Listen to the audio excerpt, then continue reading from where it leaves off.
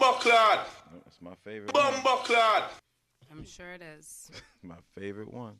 What's my favorite word? Everybody ready? Yes. Yep. Yo. I believe so. Yo. Yeah, I'm Oh, wait. feeling good. Oh, yeah, put it on. Feeling good on a Wednesday. Plane mode. It ain't Wednesday, though. Oh, y'all watch South Park? Feeling good. I've on watched a couple episodes, Wednesday. but not really. What's the name is supposed to be Lord. What's the name? Pops is really Lord, but whatever. You get into that. See if I use this. It's his song. Bumbleclad. This is episode 11. Good, Episode 11. good shit too. Episode 11. My nephew was number 6 on top ESPN top 10 plays. I think was it Wednesday night or something. Yeah, they played Penn State. Eli Kane. Hell yeah. You know, I would normally, well, I would say congrats. boy. Hell yeah. But you said they play Penn State? She went to they- Penn And you know State. that's my alma crazy. mater. Yeah. So- But I said Penn State to say because Penn State won the NIT last year, which is very a very prestigious thing. So that's a very good team as far as in college. So that was a big win for them. They're 3-0 now. It And then was. he threw I an alley guess. to his man Max. Y'all gonna be alright though. Penn State gonna be alright. Y'all lost a couple players. So y'all this might be like a rebounding season for them. But We talking about football or basketball? We talking about basketball. Basketball. Okay. Bumbleclad. We ready, Football, man. y'all are nasty. I was but- just saying, I went to the school, you know? We're going to do the countdown. But that's good stuff. And number 6 on the, we doing and number the, 6. we doing the countdown. Oh, oops. The silent check. Oh, my apologies. All right. Yo. Yay. Yo, now you can talk. Q. Good day. All right. Talk now, Q. Forgive me, I just be going about my daily It's life. all good. It's all good. You do your thing. You do Yeah. your thing. Unpopular opinions. Yeah, yay. Episode 11. 1-1. Episode 11. 1-1 like Eli Kane and them the poor Blue Demons. Oh, you know. shout out to them. 1-1. Shout out to them. Number 6 on Sports Center Top 10 this past week. I think it was Wednesday when he threw the alley to his boy Max Juice. Shout out to my boy Max. Shout out to Eli Kane, the whole DePaul Blue Demons, man. Y'all keep doing y'all thing. 3-0. It's a big season for y'all. Shout out to them. Hell yeah. Shout out to them. Shout out to them. We get a bumper clap for that. Bumbleclad. Humberclot. Q, what up, Q? Nada, what's up? Nothing much. I'm Happy chilling. Sunday. Happy Sunday. Happy Sunday. So, well, Rain's not going to be here today. She's under the weather. You know, shout out to Rain. Unfortunately, Yeah, shout out feel to better, Rain. Ray. Feel better. See you We'll next hold it time. down for you a little bit. This show is sponsored by Christian Brothers. No, No, it's fuck not. It It is is sponsored not. by No, it's Christian not. Brothers. Don't listen to what he's saying, folks. Drop a bomb for Christian Brothers. Christian Brothers, he's Christian looking Brothers. for a shirt from y'all. Saying, He would fuck like the to have a Christian shirt. Brothers, man. Christian He's Brothers. looking for No, a shirt the fuck while it you is have not. it open. Ain't no If I can bother you. Thank Christian Brothers around here. He's Ain't looking for a shirt. no He wants to be Christian you guys' Brothers. spokesperson. Actually, I showed Reef the shirt. I No. got it. I got Oh, the shirt. You did not No, show you this shit to me. I Stop didn't show throwing you the in that shirt? shit, No. I didn't text Oh, you the shirt. You did. I did. You did. I But I didn't did. see the actual shirt. You sent me a picture of what the shirt will look like. Where'd you get the shirt I don't wanna from? put my eyes on it. eBay, some shit like that. Oh, there you go. You bought it. Yeah, I did. You giving them a lot of money, Yo, Christian Brothers is good to me. but they you know? probably don't even have the like Shit the dirty, staff man. to listen for you. Anyway. Shit dirt. You better man. hashtag these damn clips, Christian Brothers. Hashtag Christian Brothers. You already know what it is. All right. Anyway, whatchamacallit, Jill Scott, she looked like she was drinking some Christian Brothers when she was giving that to like, Yeah, attribute that to Christian Brothers. What is your thoughts on that? What was your opinion on that? It felt weird to me. I ain't gonna lie. Like, I just didn't feel like if Adina Howard gets on stage and does that or somebody else, then all right, that's cool for me. Like, you know what I'm saying? But her doing it was almost like a Mama No moment for me. Like, I was like, Mama No. Like, so I don't know. To me, it felt like she was maybe trying to go viral, and it just speaks to like the way that the society that we live in, that is just like, yo, fuck it, just try to do some shit to go viral. I don't know. No, like, I love Jill Scott. No disrespect to her, but that's just weird how it felt to me. Like, I don't know. What about you, Q? So, I didn't watch it, but I did hear a lot about it. Okay. And I've always been a fan of Jill Scott, but I feel like if you've been a fan of Jill Scott, you would understand that like a lot of her music expresses her sexuality. Definitely. So if she was doing that on stage, I bet it wasn't the first time, and I bet it was just that this time it caught a lot of traction. Okay. Because this is who she's been as an artist, and I feel like as an artist she's explored so many different things. Yeah. But sexuality has always been a part of something that she's explored. I feel like because a lot of us have been listening to her for a long time, like it catches you off guard because you're not accustomed to seeing that like as part of her artistry. However, it's also interesting that you're like, Mama, no. With this That's how I woman felt. who like a woman who is like who has years of experience, who is expressing her sexuality so like in whichever ways that she wants, and men do it all the time, and ain't nobody saying like, Daddy, no. Hashtag. I just don't saying. know though. Like let's say John Legend broke out into the cunnilingus bust out on stage. I'll be like, Two no, come different types of performers. Yeah, but again, people expect that from Jill Scott. I see what you're saying because if you, Word? I see what you're saying. How? I don't know. How you see what he's saying? But I don't think people expect that from Jill Scott. I feel like it has always been a part of her package, and it just caught attention this time. Yeah, I don't know. Can somebody, if John she's Legend, done he it, has never, like, no one has ever. Now that's a lie as well because I heard that like he's had a couple of mishaps while he's been on stage in New York City at Coney Island. like As what? Mishaps like what? just mishaps. His pants dropped know? by accident. Oh, No, he might have been. my belt. He might but he Exposed might have drawn a himself? lot of attention to some of his private areas. like he exposed it. That's or what He I'm didn't saying. expose just- himself. He did the DX. He didn't expose himself, but people saw him in a sexual light, Okay. which is something that he's never like outwardly sung about. So like it caught. So but people talked about it when that happened. He caught a situation, an excited situation on stage. Oh, so never mind. Oh, A couple of okay, times, okay, and it caught a okay. lot of caught a lot of attention. Yeah, you gotta make sure you got your compression shorts game popping when you. I mean, unless that's what you're going for, unless you're trying to, because I don't know, man. But like it would be interesting to try back and see what the comments were about him and whether or not. Then again, he might not have been as old as he is now. So I understand to some degree like how people are like, oh, Mama know Jill Scott. However, like she's still an actively sexual human being, right? Yeah. So It's not like. let that lady live. Yeah, I didn't have a problem with it. I was actually, See, people like y'all gonna walk in on your parents. I did. See? No, I'm good. When I was younger, I did. It was an awkward moment.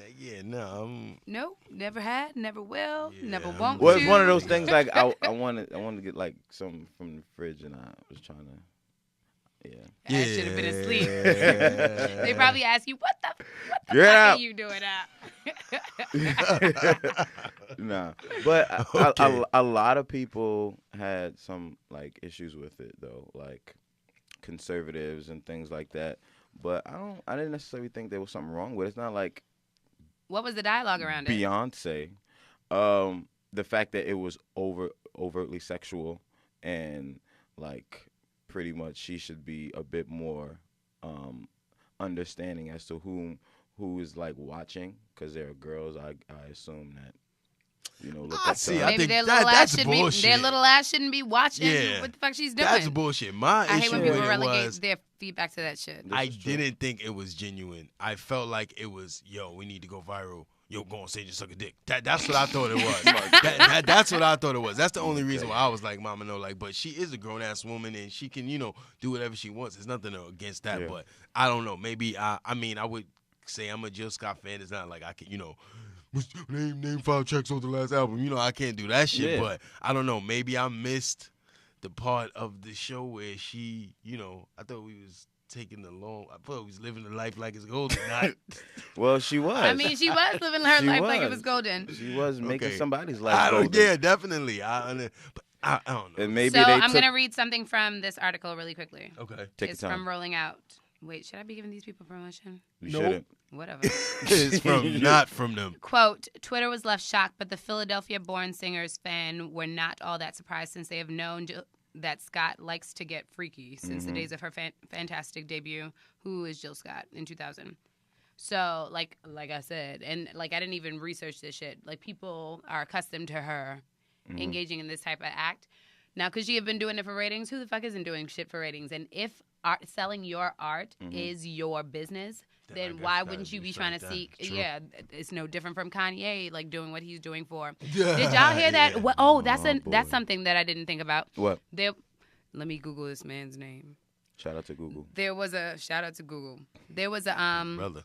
an interview on Breakfast Club with homeboy from TMZ. Yeah, Van. Why I want to say Van Wilder? Yeah, I want to say Van Wilder. I don't think it's Van Wilder. Lathan. There we go. Van Lathan, Not Van Wilder, who's a black people. kid, who like I guess sheds a lot of perspective. The one that guy went back and forth with Kanye on the thing? Yeah. Okay. And one of the comments that he made was that he was surprised by Kanye's performance when the cameras came on, because it seemed like Kanye was a different Kanye before the cameras came on, Oh, which like yeah. reminded me a lot about what you had to say about Kanye. Of course. I mean, everybody Flashback. does that. Everybody does that. And I agree. You know, I've brought it up on the Yeah. show multiple times. I mean, at the end of the day, you're an entertainer. So you have to entertain. You have to go in with the thought that, you know, cameras are on. I need to do Yeah. X, Y, Z. But I don't know. It felt a little bit funny for me. All good. Like, Jill Scott, you still legendary. Yeah, I love Jill Scott. Shout out to Jill Scott believing in going down. Hell yeah. I mean, it's 2018. If you 2018, if you're not doing... What was your perspective, McCray? I find that he like to put you on a spot and have you take a lot Yeah, of me like, oh, here. and he'd like to act like he moderator and shit. What was your perspective on Wow. Yeah. it? word. Just say I'm gonna call it out. We're going to drop a bomb for yup, that. yup. Shout out to Damn. Ferrero Rocher. Yeah, no. Damn. Word up. Anyway, So McCray, my perspective on it was, I thought it was... I didn't feel no type of way. And even in the chat, like, I was getting at you a little bit. I'm like, yo, why you feel some type of way? Why you feel uncomfortable? I mean, she was pretty much just showing her sexuality and how much she loves sucking the knob, you know. So I thought it was fine. I actually thought like there would be more women upset, but there were women who were just cool with it, which was kind of interesting. I found that to be interesting. It speaks to like society, like we're just numb, like nothing even surprises you anymore. It's like anything happens and it's like okay, like because we see so much, and that's kind of what I was going to like. Yeah. We're at a point where Jill Scott like sucks dick on stage. Damn, like fuck. but that's not what she did. That's not what she did. She simulated it, right? Oh yeah. And it's funny didn't because you actually- guys are approaching it from an angle that I find interesting, because you're saying as a society we're numb. Like, I feel like as a society we're numb to black people getting killed by cops on camera. Definitely. But I don't know if that was necessarily a numbing situation. I think that's a situation that happens in relationships, right? And it's such a taboo in speaking about it, especially with a woman like Jill Scott. And a lot of it makes me think about like how connected that is to this idea of Jill Scott playing like a mammy role. And I'm not trying to reach. Hear me out. I'm not trying to reach, but I wonder why you're so surprised that this woman is expressing her sexuality on stage. I don't know, like I took it to the mama no point because like it just I don't know, like it felt like I don't know, it was a difference, like if somebody, and I don't know, like that Especially shit was, with you as a Prince fan. and that's what I'm saying. And he did a lot of shit. He did a lot of shit, but like I don't think he ever like really like simulated the cunnilingus from like it was graphic. Like So I don't want to get humping into a details. guitar is pretty cool. Maybe I need to see it. Humping? No. Prince humped the guitar. She jiggled. She jiggled the balls, man. Like it got wild and crazy, bro. Like it got wild, bro. Like it got go crazy, watch this video. bro. It got wild. I was like, Mama, Oh, no. never mind. Like that's how I felt. I'm just saying how I felt, and whether it's I appreciate rational or irrational, I'm just saying the feeling that it gave me when I watched it was like, and yeah, people always bring up Prince, like, yeah, but that kind of maybe comes with the territory with him. And there's actually Darling Nikki. The performance, there's a part where he plays the guitar and Wendy's kind of like right in front of him, almost kind of simulating the same thing. Yeah. But I don't know. It just I don't know. It felt funny for me. I feel you. I mean, but again, Shout to her. She's shout still out to dope. Jill Scott. Yeah. Shout out to Jill Scott. You know, Mad talented. mad talented in many different ways. Philadelphia. Definitely. Yeah. I For all fuck you with Philadelphia people. I have friends in Philadelphia, and I'm going to make them listen.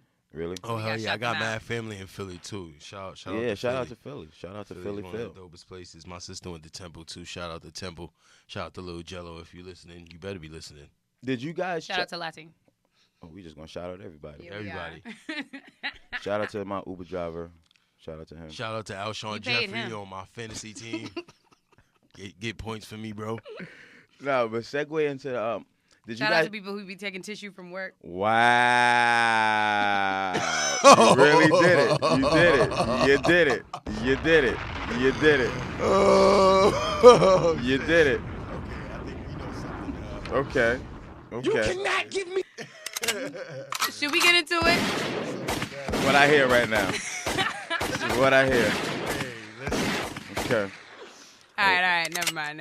See how she got the gun cocked ready, right? I think we all borrow some. So here's the thing, right? Just to give this context, right?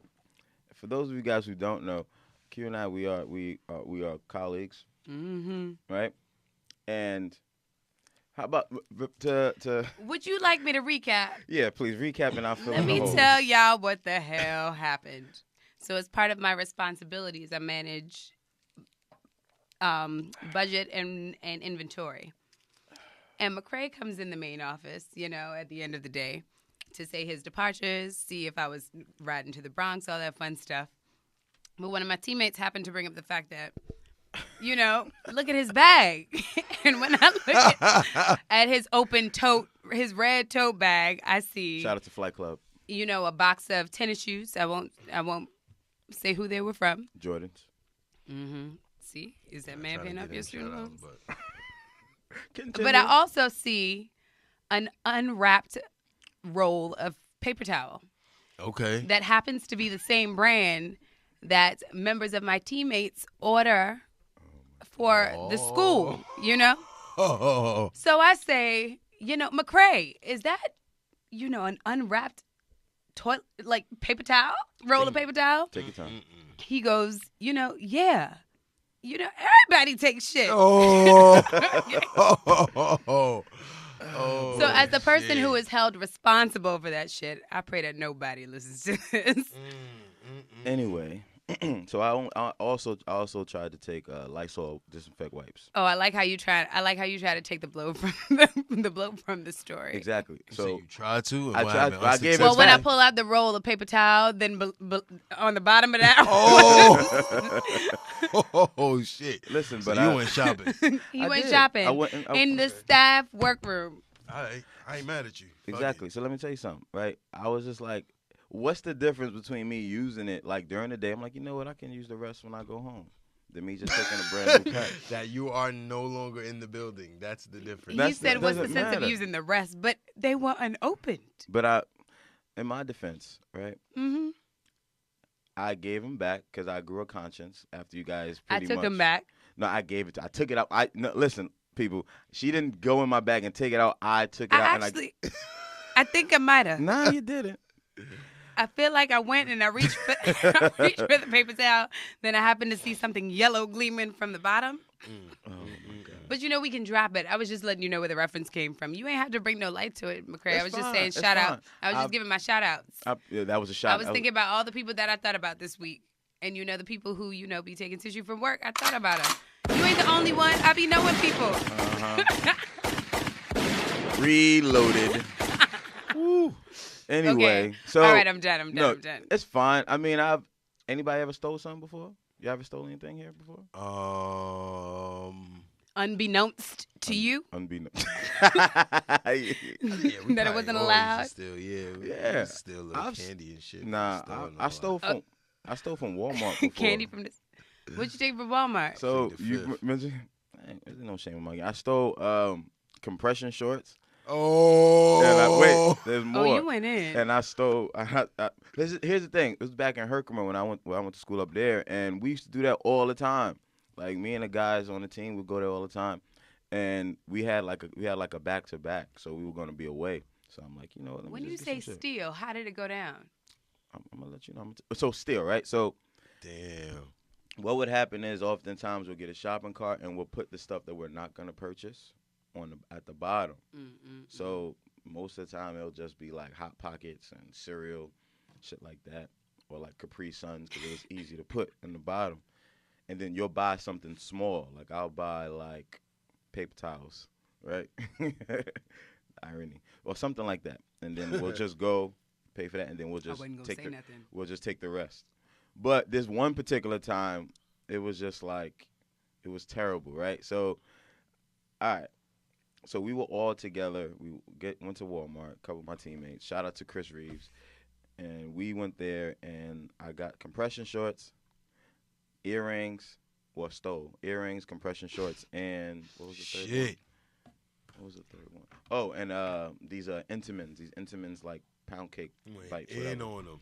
So the thing is, as I'm leaving, but I bought one thing. I think I bought like batteries, right? So as I'm leaving, this guy that he put something across the detector to make it go off. Yeah. And the thing is, as I was like taking my shit, I seen somebody from my peripheral, but I wasn't sure.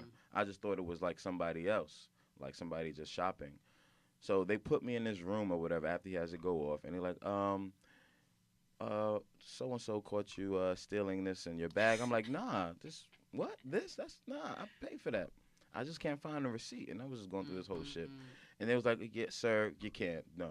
You're done. Yeah, you're done. So they were like, the next thing I know, he's like, you have to sign this paper stating that I'm no longer I can't go into Walmart anymore. Oh, shit. So I'm thinking that's it, y'all. I'm like, all right, fuck it. I'll just, whatever. They were like, no, you're waiting. The police are coming to pick you up. Oh, yeah. I'm like, Bumbleclad. I'm like, what? Yeah, nah. So the whole time, 15 minutes, I'm waiting. Then like my teammates is laughing at me, and they thinking that's it. They didn't know I was gonna actually be arrested. Yeah. So they waiting for me in the car, and then once they see me outside with the cops, and I have my hands cuffed. Yeah, dog. They were like, oh, okay. They was like, oh, so they the funniest shit, which I laughed, which I can laugh at it now, but I laughed a little bit then. When they saw me handcuffed, I could see them like reversing the car to pull out of Walmart. I'm like, y'all motherfuckers. He's like, oh shit, 12. So, and the cop kept, funny until that point. yo, man, and the cop kept asking me if I'm gonna be trouble. I'm like, dude, I'm not gonna be trouble, man. I just stole fucking compression shorts. What trouble am I gonna be? Trouble of what, bro? So I get to the station, fingerprints, have my mug shot, and they was like, yeah, so you have to do all this. You have to report back to the courthouse, the town courthouse or whatever in Herkimer, and you got to see the judge. I'm like, I got to see the fucking judge? I mean, that's how it normally works. I don't know. I've never been handcuffs arrested on you. for stealing compression shorts. I'm like, what the fuck? Yeah, So I do that, and it was so bad because I'm thinking it's going to get back to my coach, but luckily it didn't.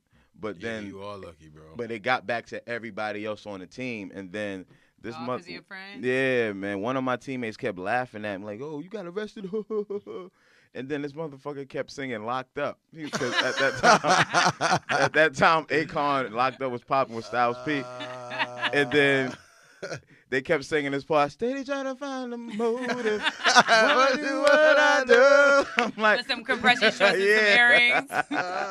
I was like, y'all motherfuckers. That's some Damn. funny shit. But yeah, it got crazy. Why would you steal from Walmart? Because Now, what you're supposed to do is negotiate the price, right? it's no fucking negotiating the price at Yes, Walmart. it is. See, what we used to do at Penn State, shout out to 2212, Shut is up. we used to be like, this isn't worth $109. What? That works? No. But this price tag, now this looks more attractive. Oh, yeah, Nah. definitely. So this pot, I think it should go for $3, and you find a $3 price tag sticker. And you put Oh, it on yeah. it. See, the thing So about that. and that worked. It scanned out. All you now, got to if do. now, if the person wasn't paying attention, or if self-checkout is available, Yeah. you're scanning your bagging. You're scanning your bagging. What you gotta do is you gotta make sure it's the same like code, cause like something We like are not men's codes. promoting. Or Oh my God. nah, fuck that. If you gonna do We are it, in yo, education. times is hard. If you gonna do it right. So if you like We're in education. Wait, we gotta stop. in them stores, everything has codes. So like young McCray, men's the codes, kids be following you. pot wear and shit. So you gotta switch the same code. If you gonna switch Alright, your codes, make sure it's a pot. Make sure it's another shirt. You know what I'm saying? Don't put no clothes tag on a pot. Then you gonna look like an ass when you get Disclaimer. To the register. Just make sure it's the same. Disclaimer. This is not the thing to do. I used to This work is in something Marshall. that Don't I did steal. because I was working a couple of jobs in college and still couldn't afford shit. Okay. Yeah, I was broke and it was hard out here for a pimp, and I mean, needed. but you bought compression shorts. I bought a pot. I'm just saying. I stole more. I was trying to cook to save money. I've stolen other stuff. And then you bought a pair of earrings. Please, the Who was them earrings for? Who were those earrings? No, those for me. I was about to be like, because then if your ass Those also presented those earrings to somebody, you ain't shit. Oh, no, he ain't get them. I ain't get them. I ain't get them. Or if that was the intent. Nah, it wasn't the intent. What earrings do they have in Walmart, though? Listen, they be having some earrings in Walmart. This was 04. Well, don't forget they have the jewelry case, and then they also have the hang up. You gotta pay that. But they have the hang up shit too. True, like you can get Cuban zirconians, you can get hoops. Stop playing. Nah, but the shit is though. The story after that, I had to pay a $275 fine. Shit. That's not terrible. But the funny thing You is, should have just bought the shit. That's true. I had to pay $275, and the judge was like, "Why are you here?" And I'm like, "Listen, man, it was I don't know. College, I'm poor. Yeah, Fuck you talking about." And then he was like, "I don't want to see you back here." And then the funny thing is, I seen these brothers, and they were all like chained from their wrists to their ankles. I'm like, damn, this is crazy, dude. Yeah, nah, they was going up north after that. Yeah. That's what they tried. And then but Herkimer, the town of Herkimer itself was just very. If you're not like, I guess if you're not like on a team or doing something, if you're just there living off campus, it can be very boring. Like it was very, very boring at times when the season was over. But I mean, That's how most rural towns are, though. Yeah, it was just like that's where all the drug dealers went, and they got with like a white chick, and then they just chilled. That's what the rest of the world is outside of the cities, though. Man, that's true. Yeah, it'd be like that. Mm-hmm. Shit. But it was fun. Shout out to Herkimer. It was one of the best times of my life. Herkimer County Community College. Shout out to everybody that went to Herkimer. Shout out to that cop who put those cuffs on me. Hey. It was cool. Taught you a lesson, didn't he? Taught me a lesson. Yo, and then after that, they sent me a damn letter to my parents' house. Then my sister opens the damn letter, and then she's like, ooh, like. You got locked up. She called me, and as she was opening the letter, I could hear my mom saying, "What is that?" No. Oh, no. Are you serious? She dropped dime? She did. No. She dropped a dime. No, she didn't. Sis, Your mama she just did. happened to see the letter. Up. Nah, I'm like, don't tell her. Don't. She was like, ooh. Once you hear the ooh from like your sister, you know. Greg, like D from. I know that you were probably the what's her name? youngest. I am. And you probably got away with a lot of shit. Bumbleclad. That's So, even extra more your the sister reason. probably If was you're the over that oldest, you shit. can't tell on the youngest. The youngest feel telling the me? oldest, like, you a little snitch. You don't know the rules yet. No. But like being the oldest, you can't snitch. You feel No, when me? the youngest tells on the oldest, that's when you fuck the car. That's when you fuck it up. Nah, but what I'm saying is That's the when I'm youngest has snitching, an and snitch excuse cards are because off. you a kid, you don't know Bumbleclad. about snitching. But when you were older, you know that you can't snitch, Yeah. man. That's Come true. on. That was it dead depends, wrong. It depends on what the youngest sibling did. The youngest True. younger sibling did. If the youngest younger sibling is a brat, you snitch on their asses. Yo, Straighten them up a little bit. I'll never forget. And it was we were on our way to another game, and she called me, and I'm having this conversation in the bus, on the bus, and everybody like, oh snap, his mother found out. His mom's found out. You should have told her before she had to find out. Nah, it was like, come on. I didn't think they were sending a letter. I'm like, fuck. I mean, Yeah, should that's they real. have sent the letter to your residents on campus? That's Like, what I thought yeah, too, crib, but crib. you know, it happens. Yeah, Again, to kids. them, your mama's probably paying the tuition, so they need your parents to know. Nah, And they always send shit to your home, to your regular address. I had my side piece, Sally Mae. She was paying my tuition. Okay. Oh, that's real. And Sally Mae did her thing. But then now she's really making me pay it all back. Word, fuck that lady. For real, I will pay any hacker to like f her up. Word up. But As long as it's less than my student loans. to segue from stealing again, kids, don't steal. Mr. McCrae does not advocate stealing. 5-finger discount. No, Can you Nothing for can you $3.99. unfollow them for this episode? excuse me. Can you unfollow them for? I'm dead ass. So here's the thing: we can unfollow them, but they'll find a way. Unfollow who? No, but you can still unfollow them. Don't give them easy access. Oh, yeah, block I pull them. up. I don't pull up at follow school them. one day, Oh, and one of the boy. kids watching a podcast, and they're like, "Miss Arrington, look!" And I was like, "Oh shit!" Oh, shit. Don't be letting them little kids listen to me. My point exactly. Notice my name on Instagram Gotta is be Q Lane Doe. I don't want to be found. Yeah, right? yeah, It's intentional. purposely. And then the kids are like, "Oh, Miss Arrington, look! Come on, man. We." Listen, I Kids don't are follow nice them. with that I don't shit. follow them. Yo, Kids are nice with that I don't, shit, I man. don't follow them. I don't follow them. Yeah, don't be having nobody's parents emailing me about wild shit I be saying. Yo. Man, listen, I can see your email being full of that shit.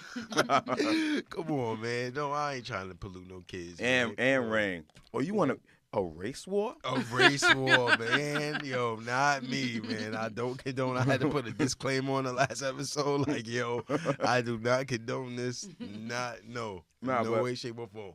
I mean, a segue from stealing. Again, don't steal, kids. What'd you guys think of the Nas video? Did you guys check it out? The videos? I think shit was dope. Yeah. He's one of the all-time greats, and I think it was just added to his legacy. He is one of the only people that kind of fit in that pocket to even be able to release something like that. Me and you get into the Jay-Z and Nas shit a lot, and I think one thing with this, Hov could not have released something like that. I think that was something that only Nas could have kind of done. It was classic Nas. I think it was super dope. It brought the project to a new level because the album was dope, but I think that just took it to a whole nother level. It made you fire. It made you listen to the words, and I feel like it gave me a brand new perspective on Cop Shot the Kid, which was one of my favorite tracks, Fire. and also Everything, which was my least favorite song on that album, but then once seeing the visual to it with the story added on to it, it gave me a new appreciation for it. So the joint was dope. I wish he would have did my favorite track on his White Label. I love the beat. That joint is crazy. Yeah, that shit is dope. I wish he did Bonjour. Bonjour is my favorite joint on there. But I see how it didn't really fit. Yeah, I can see it too. Movie, but I loved it. I love the concept. Joint. I love the concept, bro. So I didn't see the videos yet. I did listen to the album, but this is also why, like... Take your time. I'm a little... what the fuck? Sorry. But this is also why it's important to, like, think about marketing when you're putting out a project, and it makes me Well, I'm being nosy, but it makes me wonder why it is that he didn't put the videos out when he put the project out. Because I feel like that had an impact on, like, even... I didn't know what the hell you were talking about when you sent that message. Okay. So I was like, I didn't know about it. It dropped that day though, right? Like I just found out like the internet. I follow Nas on Instagram, so he was putting up like a teaser, and it kept saying 11:15. Okay. So I was just like, oh, what? I'm thinking, and this is what I wanted to. I was thinking it was another album. I'm like, yes. Because I feel like, for me, how I get... Whenever I hear, like, Nas coming out... Whenever Nas put out an album, like, I'm always, like, I'm on it. Of course, that's your boy. So, with the fact that I'm like, oh, but it was a video because I heard, like, Adam and Eve playing the background, which is another hot joint. Fire. The representation of them, too, with the spear and the black and they were all... And it was shot mostly in Queensbridge. Which is dope. Super dope. I'm trying to find the damn video now. It was just go on YouTube. Classic. Huh? YouTube. It's Nasir. Yeah, but put what? Nasir, the movie, I think. Yeah, the movie like that. Got it. Shit was fire. Like, yo, classic, it was amazing. All-time shit. It was amazing. I'm sad I didn't listen to it in advance of this. Sorry. Top pieces ever. Like, just the one cohesive movie kind of put... That shit was dope. Did it bring, like... Did it connect... To the songs? No, the album. Did it tell, like, cohesive... Did the movie allow for the album to... like tell a nice cohesive story? Yes, a bunch of different stories. I think were within it. Was so dope. It's kind of like non-linear. Like it was, and then it made sense in the end. Yeah, there was Queensbridge shit. There was he had Black Adam and Eve symbolism in there with like. It was, a black woman with like the snake and then like a black dude with like a spear. So that like with the Adam and Eve, then with the cop shot the kid with that whole dynamic between like. And he had Slick Rick in there. Slick Rick, the throwback to shout out to Slick Rick. I The like shit that. with the grandmother. I think was so dope, showing it was powerful. Her perspective of she was telling the story of how her and their grandfather got together, and then just to see like the progression to the kids and they come that shit was incredible. Nas is the man. Like that shit was so dope. Like everybody should see it. It's like it's like 15 minutes. Yeah, or something 16 like minutes. If you had to sum up what this story, if you had to sum up based off of like listening to the album and now looking at his visual for the album, what his overarching message. If you had to sum up the central idea of his album, what would it be? I think it was everything, and not to jump in again, but I think it was Nas's kind of whole career encompassed of he was one of the few artists that could touch on everything. Mm-hmm. There's not many people that kind of have the leeway to be able to touch on, you know, Cop Shot the Kid, still do, you know, like throwback Africa shit, like, you know, party kind of shit, spitter kind of shit. So I think it was everything encompassing in one. It was Queensbridge. It was throwback to Africa. It was police brutality. It was everything that Nas represents kind of put into one 15-minute clip, which I think was fucking incredible. I agree with that. It's similar to what I was thinking. I just think I will say this though. It just speaks to how Nas pretty much navigated throughout his career. Like he never succumbed to just doing stuff just to get a hit. And I think that speaks to him as an artist because he stayed true to what he believed in as far as like his talent and what he wanted to rap about. So everything that you said, it just encompassed that all together, but also it just showed like how he always remained true to his art form, his artwork. So I don't know. I loved it. I'm looking forward to another album. I know he stated that in an interview that the 7 songs, because they were saying that I was listening to Joe Budden's podcast and they were critiquing the album and they were saying like excuse me, that the song sounded like they just sent Nas the beats, and then he just had to rap over them like, you know, he wasn't in Wyoming when that was happening. So I just think that was kind of interesting. But I think it wasn't rushed. I love the album. But that's an opinion. It is. It was an unpopular opinion. I think the thing that was shown, even # though it was a great body of work, I think it was a dope album. I think the thing that was shown was that Nas is from the era of taking 15 to 18 months to create a full project. And I think you could see that although this last project was dope, I think you could see that it was made in a month. Maybe me making music myself and knowing like the intricacies of certain things, I think that was that was obvious. It was a dope album, but I think it was something that Nas made in a month as opposed to, you know, it was written, Nas probably took, you know, probably 12 months to make. And that was, you know, I think the difference. But nobody takes 12 months to make an album anymore. We're not, that climate doesn't exist anymore. You can't waste that much time and resources into one album. So, you know, it's just a different climate. But where he was saying the rust, I don't think it was necessarily rust. It was, he made the album in a month. You know, it was written, was made in a year. Just to get the pulse on everybody's thoughts on this. What's your top 5 albums so far this year? Oh, I don't think I can answer that like that. Wait a second. Shit, yeah, Let me I would Google have the to. albums that Yeah, I came would have out. to look at a list. And the year is not finished, and I heard Solange is dropping an album. She is. An album before the year ends, and like, she was #1 for me when she dropped her album. So I don't think I can. So even top 5. So let's throw out some of them then. I guess. I really like Book of Ryan. Off the top, got me. I was gonna say that. That's one of my top favorite joints of this year. Pusha T's album. I say Book of Ryan. What? That's your opinion. Nah, it was a good album. It was one of my favorites. I got to think of all the albums that came out. Eminem's album. Yeah. Damn, see, all of this I feel bad about because I did not listen to enough of these albums enough. Some of them just got one listen, some none. Lil Wayne's album. Definitely a top for me, but that's because I listened to that one for weeks and weeks on end. What? You don't think that was a good album? Nah. My nigga's gonna kill me, and that's like one thing What? I try to. Bro, what are you talking I about, feel like man? I gotta keep it real because I don't want to.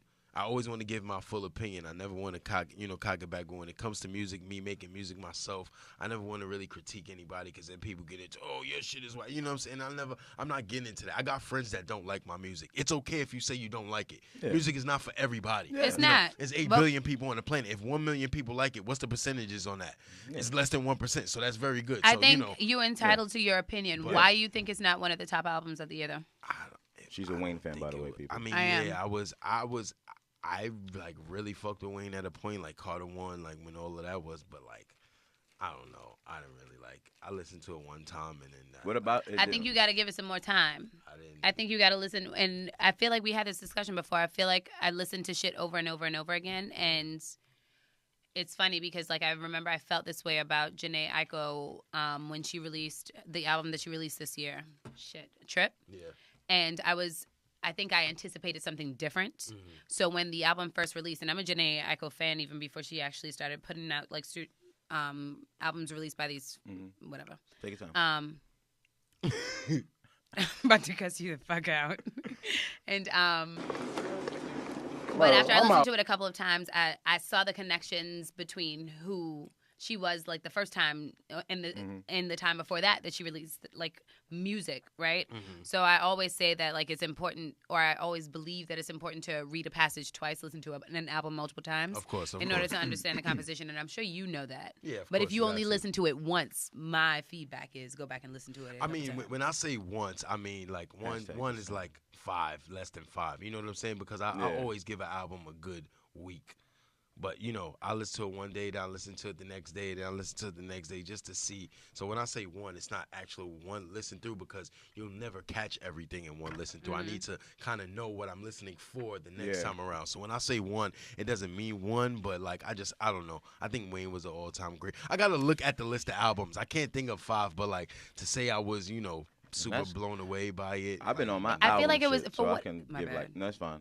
I've been on my album shit, so I was just going to say, like, I can name like 15. Go ahead. Yeah, go It'd ahead. be interesting to Name hear them and I'll the see. ones that you named. Riff Raff, Vanilla Gorilla. Ooh. Oh, no. Ooh.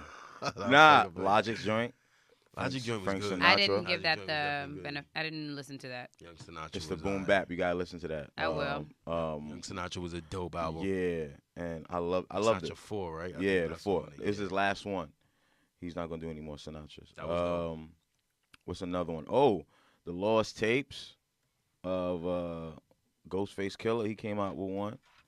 I have I it remember on when you here. mentioned that. And it's ill. I still didn't check that, yo. Never have I. I The still Lost didn't Tapes, check that. Ghostface Killer, man. There's a 13 lot of music tracks. that came out this year. Yo, a lot. Dime Tap, I would name Lil some of that Wayne. I mean, not Lil. I'm sorry, Ti. shit. Nicki Minaj. Nicki. Oh, okay. I'm going. See, ooh. Poison, Swiss Pause. Beats. Can we put a pin in that moment? Put a pin in that. What? Why did you react that way? Because her album, I was about to mention. Why did you Cardi react that B's way? album. Excuse me. No, you weren't. See, don't I come back with that was. dumb bum shit. Yo, what Why did you respond that way when I said Nicki Minaj? Because regardless, an artist is an artist is an artist, right? So why did you respond that way? True. I respond the same way. No, see, no, you full of shit. no, You full of shit, and I feel Hell like, no. and that's the sexist shit that perpetuates women. Oh my! I'm sorry, there that we perpetuates the shit that go. we talk about Yup. when we're You saying comparing yup? female I didn't artists. say none of that. I feel like that was some bullshit. I feel like what you How? did, and I'm calling you to fuck out. How? Because that was the one female artist that we discussed that was brought up, and your reaction was, ugh. Like she did not deserve to be mentioned amidst the rest of the folks that you were mentioning. I was about to That say was fucked up. LMA. I was about to say LMA. If I'm Nigga, pronouncing, no, you wasn't. I was. You I was full going of to say shit. LMA. I So was then going why to say discredit Cardi. Nicki Minaj? Because that album was trash. And most In folks my disagree opinion. with you, and most folks My probably opinion. disagree. I didn't even give it the benefit of the doubt to listen because I wasn't feeding into all that she was giving. However, I do want to acknowledge Rain is gonna kill what me. your reaction was to that, and I hope you know how it sounds. And as a man, you need to be a little bit more responsible. Come That was on. some bullshit. Yup. I'm calling it out. You need to take ownership. Ownership because The you same way, unbeknownst to you, I mean- when you say Jeez, shit like that in a conversation like this, that's the shit that you perpetuate. If And you- I hope all them little girls that you teach that want to be spoken word artists or that want to rap don't have to hear you respond that way to Really? to women in artistry. You're goddamn right. Nah, you taking it to a whole nother You- plane. No, but you gave me the ammo too. And I know You just, gave me the ammo too. That was some bullshit. What you did was not okay. because people are gonna interpret that since she's a female and I'm speaking of So give me the reason why you responded that way. because I'm not a fan of Nicki Minaj's work. But Oh, not her work. I don't wanna say it like that. But what we were I speaking wasn't a fan about of was this just the album. shit that came out this year. Yeah, and that album And wasn't. it just so happened to be that when I named the one female artist that like what she wasn't comparable to the other the male artists that you were. You could have that mentioned threw up there. albums. If you would have said LMI or LMA, if that's how you pronounce it, I would have And been like, like, and oh, to be that's a dope honest, album. like to be no, and Don't do and that.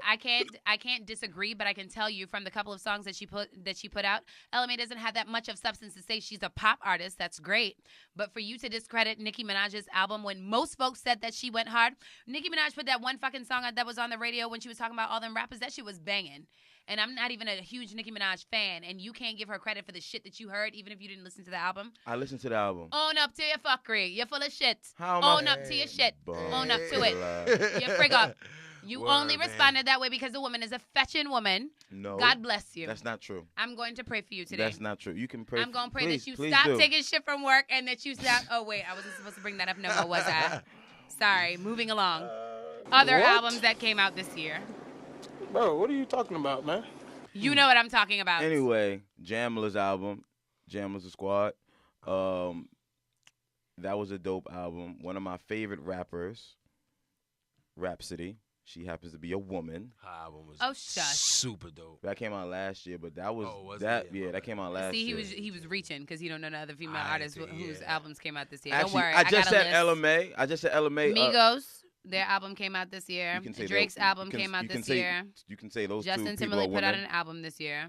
Yeah, Man in the Wood, Man of the Woods. I ain't even going front, and not to even point nobody out specifically, but I got a bunch of like a bunch of them albums. I was like, Yeah, you just said for most of them. yeah. I ain't gonna lie. Swiss Beats album was dope. I didn't I even know ain't he sit put an down album yet. out this I year. Poison ain't was a know. great album. I ain't.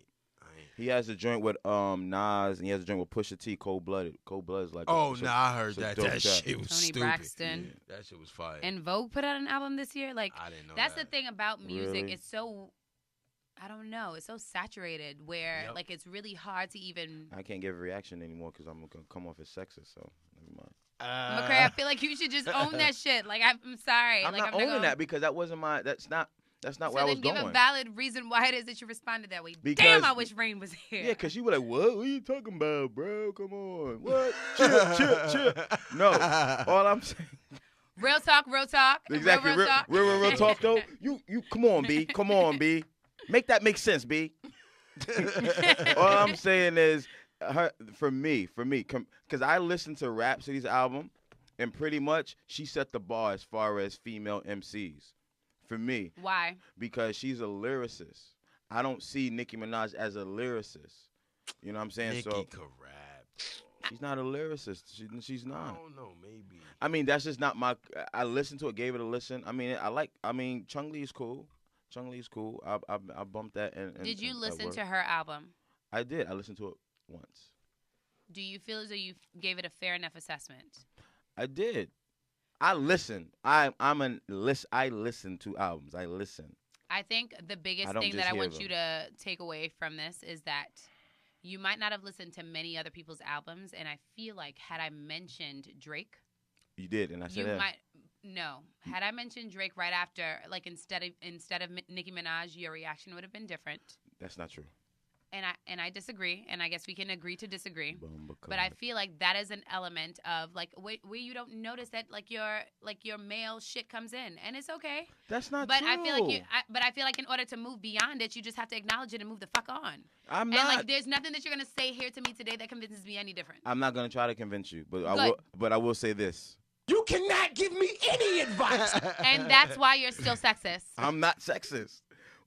That is your unpopular opinion, which is fine. You know what he said when that circumstance happened at work? Oh my That goodness. everybody does it. He didn't know that it wasn't allowed. Come on, man. This is what we Thank doing. you. Come Wait, on, man. thank you. This is what we doing Thank right now. you. Come on. You know So, what? and that's why, and that is why you hold no credibility in your rebuttal to this shit now. My bad, just saying. I'm not looking for a round of applause. I'm looking for you to take ownership Of what? of the fact that you like it might have come from a place. It might have come from a place of some type of prejudice. It did not. Okay, It did not. all right, fine. I hear you. Here's the thing. You gotta listen. You can't hear. You gotta listen. I wasn't coming from a place of prejudice, people.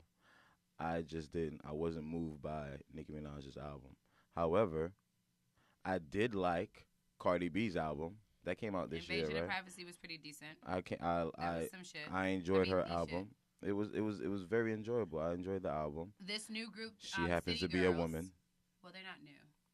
But this duo group, the City Girls, they put out an album the other day. Take your time. Are you doing that to me because I'm a female? You want to keep doing this with me?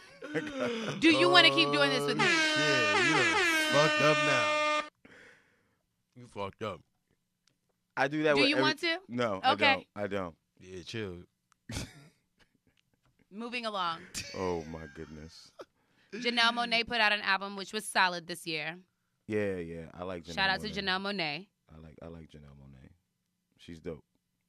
So wait, are we coming back next week talking about like what we thought was the top 5? Sure, we can do that. But as far as like, if you can pick one, because maybe 5 is too far fetched. If you can pick one, what would it be right now? I would go with, in my opinion, my unpopular opinion, Eminem's album, Kamikaze. Oh, interesting. Why Eminem over Nas, knowing that you're like a I'm an big avid Nas fan, but I feel like 7 songs, and I feel like I wanted more. Got it. But I say Kamikaze with a toss-up, gun in my head, between him and Pusha T. That's real. Was for your top? For the album of the year. Wow. I don't think either one of them shits is better than Book of Ryan. Book of Ryan was awesome. All-time Book of Ryan was album awesome to me. Like that shit it was an awesome album. Like, it was an awesome album. I'm not mad at that. I think that to me, I haven't listened to everything. That's the only album that I was blown away by this year. Oh, Sci-Hi album was super dope too. Let me throw that in there. Sci-Hi the Prince album was super dope. That came out last year. Oh, was it? Okay, yeah. Then if that was last year, then okay. Maybe my timelines are messed up, but I think off the top, I didn't think about this beforehand. Book of Ryan is the only album that I'm not mad at super blown away by. Book of Ryan was awesome, and I love Royce. Royce is one of my favorite rappers. And my man Lambo dropped that Boss Man 2, and my man T-Roy dropped Gordo's World, and he dropped 40 Days, 40 Nights. So those shits was dope, and not even just because those are my mans. I kind of listen to them shits more than all these other shits that got pumped. But another one too is A$AP Rocky's album came out too. Testing. I like A$AP. That was a good album. There was a lot of albums that came out, man. I hadn't listened to many albums mentioned. I feel like it is important to what? I'm listening. Oh, I feel like it is important to select a genre. Ready. Just in case. Why? No, it's just that album. I mean, I don't want to say hip hop albums, just albums. No, so it can be. I know, but I don't know what it is that you are assessing, like album of the year. Like, what are your metrics for that? And for me, again, that is important because, like, go ahead. If you're asking that question, then you're asking that question so that we can narrow down to like what is the legit best albums of the year, and I would like to know why it is that you would pick an album for best albums, right? Is it because of like production? Is it because of like lyrics? I don't know, but like I'd like to be able to align on that shit and tell whether or not it's actually an album of the year. I just feel like that's the best way to assess it. Oh, that's fine. I mean, everybody has their own interpretation of what, or their own opinions on why something or why an album is the album of the year. Like a lot of people last year, it was funny. I watched the show with what's his name, Charlemagne, and he did it with Joe Buttons, and they discussed like rapper of the year, album of the year. And this year was whack or something, or some shit that they did. Something like that. It was dope. But last year they discussed like album of the year, and they both, and this what made me want to listen to raps because I've heard of her, but I just didn't know, I didn't know her music like that. And they said that they both had Rhapsody's album Layla's Wisdom, which is a dope album. If you haven't listened to it, go listen to it. They both had it in the top 5. Yeah. And I think Charlemagne was the one who had it in his as the number 1 rap album of the year. And I thought it was dope. But yeah, there was a lot of music that came out this year. A lot. Sure. Ye's album came out Didn't too. listen to it. I'm a super Ye fan, but that shit was trash. Yeah, I mean, The Kids See Ghosts, that album came out too. That was alright. With him and I Cudi. fuck with them, but Her's album came out. Her? I'm not familiar with her. She's very talented, extremely talented. I know Daniel Caesar. And I know he's the song. dope too. Yeah. Oh, the song that they did together? Yeah. Yeah.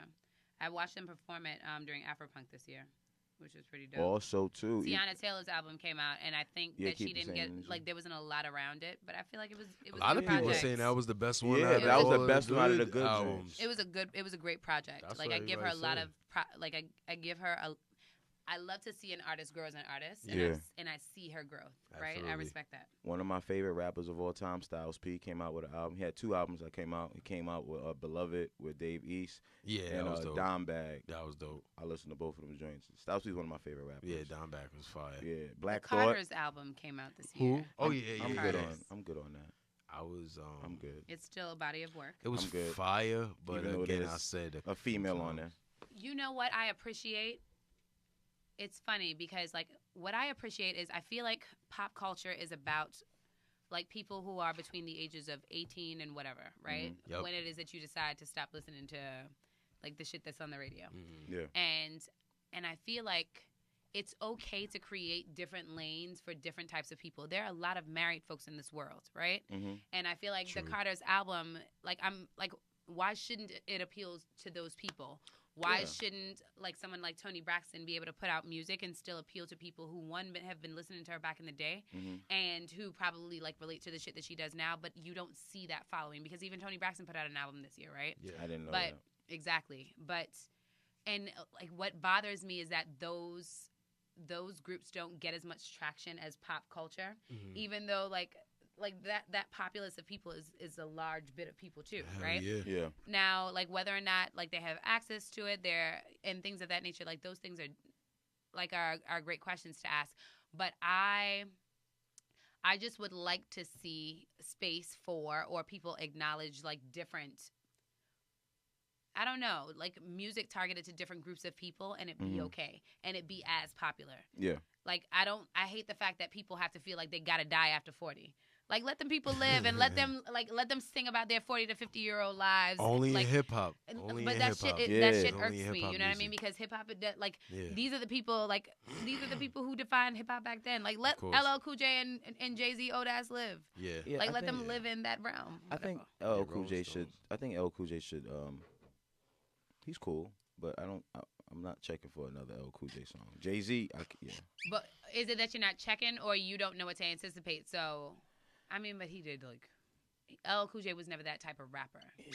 I don't know. What when you say that type of rapper, what type? I know because now I'm about to be making all types of assumptions because I don't know if like lyrically he wrote his own shit. Nah. He Point did. L was the best Never rapper. mind. There was a point where L was like the best rapper. Like, No, like if there was 5 best rappers, L was the best. Now, was this 20, 30 years ago? Yeah. Yeah. But still, there was a point where He nobody can't- Does could he not fuck still with have L. that skill?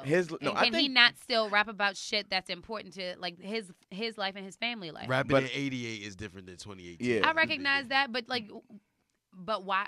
But I just think his relevancy is not there. Nobody's really gonna check for snap. I mean, Cool them J coming out with NCIS another people album. might. Excuse me. The people who watch And that's NCIS. about it. No, they'll probably be like, oh wow, he's a rapper. Saying I crush you like a jelly bean in 88 was fire. No. You came on and said I crush you like a jelly bean. Now No. niggas laughing at No. you. But LL Cool J, he's come out with some albums. Like there's a one he has the GOAT Hell called the GOAT, the yeah. greatest of all time. That joint was crazy. I think that was came. past the point where he was writing his shit though. You don't think he No was writing it disrespect, anymore? hell yeah, bro. But when GOAT came out, that was like that was Feels close. so This is to my good. number one. That was close to that. Nah, He that wasn't. writing That was shit. 10. That was 10. GOAT came out before that. But as I'm saying, but that was around that time. That was past where he was. After anything after 94, L wasn't writing that shit no more, bro. I don't Keep it know. fun. Yeah, I he don't wasn't. think so. L- I can't neither L, I confirm love or you, deny. Either L. which way, Like, I you the still man. think there's space for him. I don't think I think there's space for him to write about and rap about shit that's important to him. I think there's space for Slick Rick to still come back and like write about shit that's important for him. So I just would like to see that develop, and I'd like to see people like be as eager about that. You know what I mean? I don't know. I think hip hop just is still saying. relatively young. You know what I'm saying? As far as like, As an how it's industry. evolving. Yeah, it's in the industry. It's still relatively young, so we're still That's trying true. to see how it's aging. Like we have hip hop heads who were pretty much the pioneers, and they're still relevant in some degree. You know what I'm saying? Like you think of rock and roll, like you still got the Rolling Stones. You still got doing shit. yeah. You know what I'm saying? So I'm anxious to see like even now, like when you see like a movie, a biopic like with about Queen, Bohemian Rhapsody. Like imagine like say 15 years down the line, you'll probably see a motion picture about Wu-Tang Clan or some shit. And it should be. It should be because these groups are as significant as any of the mega groups from any other genre. Like Queen is super dope. I went to see the movie. I want to see the that opening shit. weekend. Like it's fire, and I love them. But you gotta speak of. I mean, Wu-Tang Clan is the example that you gave, but you got to speak of our groups in the same realm as them. We are as significant to music overall as a whole as any rock and roll or blues or anything. So yeah, hell yeah, we should have those picks coming up soon. Hip hop is disruptive. People just don't see it yet because we're still living in the era where hip hop is dominating this culture. That's why you have Kardashians rocking cornrows, right, and wanting to take credit for it. Yeah. Hip hop is the shit. You know what? And I gotta, because I just thought about it. I just changed my album of the year. I'm gonna go with what you said, Book of Ryan, because it really, I listened to that more than once, multiple times, and it kept taking me to a different place. Shit was incredible. Yeah. Like that's the only body of work I listened to and Also, was moved. KOD came out too. Yeah, J. sure Cole. did. Forgive me for not mentioning that because But I wasn't really respect him as an artist. I wasn't that crazy about this album. I wasn't that crazy about it. I was good. It was good. It was cool, but I wasn't like, oh snap. Yeah, it was dope. It was dope. It was but, But yeah, I don't know, definitely. that Book of Ryan was Throw out definitely. your albums of the year in the group chat, and let's talk about it next week if possible. Yeah, Okay. definitely. Yeah, I gotta go over it. Book of Ryan is just the only thing I'm. Yeah, I gotta saying. step your music catalog up, yo. Nah, I know, but I I just know. had to make a list to sit back and think. I got mad at him. So on from that, right? So what was your thoughts on? I mean, rest in peace also to Puff's ex. Kim Porter is her name. Porter.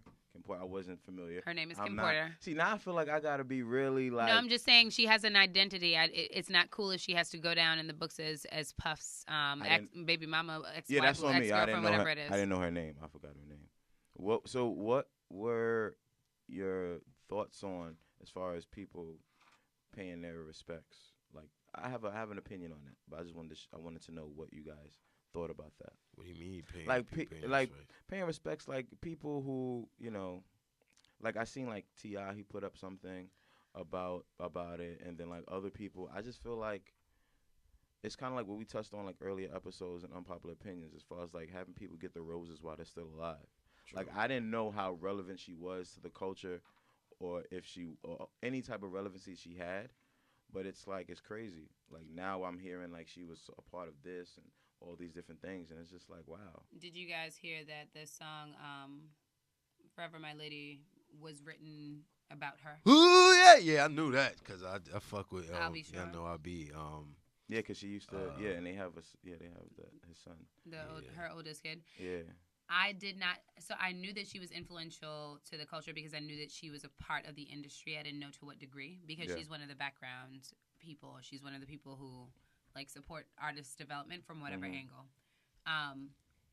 It felt sad to know that like kids were losing their mom at such a young age, Yo, and word. like, That's what I was. and the unexpected nature of that shit like is painful, probably like for all of them, and that's the part that's hard, and that's why I lean into the comment that you just made about like, what did you say? Enjoying the person while they're here. pretty much, right? You know.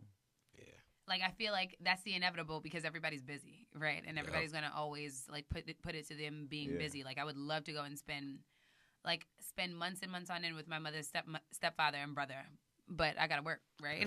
So, but if something were to happen to them tomorrow, God forbid, like, of course I wouldn't want to be on this podcast talking about like, oh, should have like enjoyed them while they were still here, but it's just really about trying to find a balance and understanding how to value people while they're still here. I don't know. It was sad. It was sad to hear, but it was nice to see the influence that she had on the culture. It's whack that a black woman is just like, and I don't want to say you use the term dropping dead, but like it's sad that like when a black woman is just dead at 48, like we ain't supposed to be dying at, what was it, 47? 47. Yeah, Yeah, that's like crazy. 47 years old and you just like dropping dead one day. Like I hate to hear shit like that because you know if it was 67 or 77, you kind of accept that a little bit more. But 47, like come on, man. Like what's You still have half of your gotta do better. lifespan left. Yeah, Yeah. like she got young kids and all of that. Like I hate to hear stuff like that. Like you know, of course her contribution to hip hop and all of that is, but like that's still somebody's mom and like she died at 48. It's crazy. Like I hate to hear shit like that. So Yeah, it was a bit. Whenever someone passes who has such an impact on the industry or on their respected industry, it's always like, wow, man, all these kind words you have for them now, they can't hear it. I mean, but what did you want them to do, McRae? What happened? Maybe they did say they loved her last week.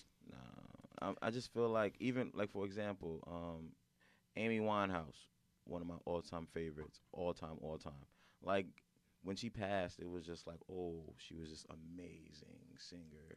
She was this. I she feel was like that. everybody felt that way, but everybody also Nah. watched her like spiral. Yeah, and I also felt Because we like watched her spiral. yeah, and I also think like the fact that you say we watched them spiral, right? I feel like we can also take the due diligence, as Rain would say, do the due diligence and help them, right? I just feel like we love a train wreck. We love to watch. we a help train wreck. Amy Winehouse. No, I'm though, just saying, we not us. I'm just saying, like, and people in Oh, general who's okay. in You know what I'm saying? Like, it's just crazy.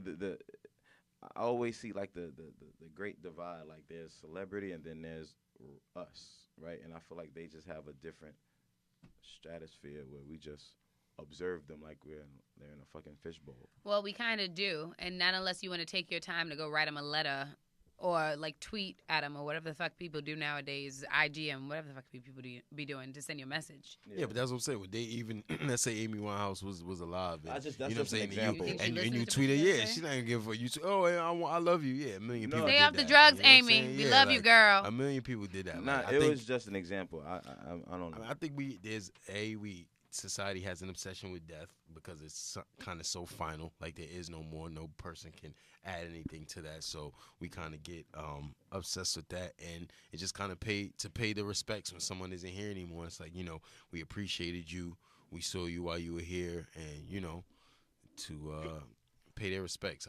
People definitely get the flowers after they still leave, but like, it's hard to say. It's not like we will be doing that for every person on the planet, and there's 8 billion people on the planet. So if we did, you know what I'm saying. So when you die, like there's something more significant about that. So we kind of relive your legacy and do all that shit at that time because we can't do it for everybody. It's 8 billion people on the planet. I mean, I get that, but at the same time, I just think we need to be a bit more, I guess, rigid on that. I guess it's just being. I mean, to the people that you love, people, and to the people that are in your close circle, always reinforce that, and make sure that those people know that, because that's what your responsibility is. But like Kim Porter, like last week, we shouldn't have put up a crazy thing about Kim, because it's not, it has no significance to us. Yeah. But the people in your family, look at these examples of these situations. Always celebrate them. Always reach out. Always try to do as much as you can to show those people that you love them, because you never know what's coming up. Yeah. But yeah, I mean, my condolences also to the families with Puff and and King Combs is kind of popping right now. Like her son, he was coming up right now. Like the kid Quincy. Yeah, both he's of on them. Empire. He's on that other show. Oh no, I'm talking about what's King Combs' real name? I Which forgot. one is King Combs? The one that looks exactly like Diddy. Yeah, it's basically Diddy, and then he rap like Mace. But is he not a junior? Possibly. I don't think he's Sean Combs Jr. I don't think so. But, Got it. My bad for not knowing your government, King Combs. But actually, he's killing sir, it right I don't now. really care that I don't know your government. You don't know mine. Sorry. Oh no. But I I'm mean, just I'm gonna shout about he's been doing good things. He been doing some dope shit. Shout to him. Condolences to you and your family, bro. I can't imagine how that young kid's feeling. Was he like 23 or something like that? 24 or something. So like shout to that. But that was crazy. But I know we didn't get a chance to talk about the California shooting last week, but what was your opinions on that, guys? You mean the one at right off of Pepperdine's campus? Mm-hmm. Like, that's the stuff that I feel like we become desensitized to, and I feel like that's probably why we missed it, because like things like this we are not accustomed to have happening. Yeah. But they're happening. They're more prevalent now. A part of me questions whether or not they are more prevalent now because there are more institutions where there's more communities of people that are gathered together. Yeah. And the likelihood by which you find the crazies in your town at a university has increased. Don't know. Haven't done the research. But it's sad to know that like shit like this continues to happen, and it's become a new normal for us. Because it sets a tone for like, okay, now what is it? Like shootings in grocery stores that's about to happen and that's about to start feeling normal? Like where the fuck is it gonna, like where is it that like someone is going to draw the boundary and say like, okay, this is not okay? I don't know. Because, like, it's happening in schools, and no one has, like, said, like, okay, that's enough. It's happening, the fact that it's happening in places where people are, like, supposed to feel, they don't think about those things happening. Like, safe. It's happening, exactly. Safe movie theaters, fucking libraries, colleges, bars now. You know what I'm saying? Like, in elementary schools.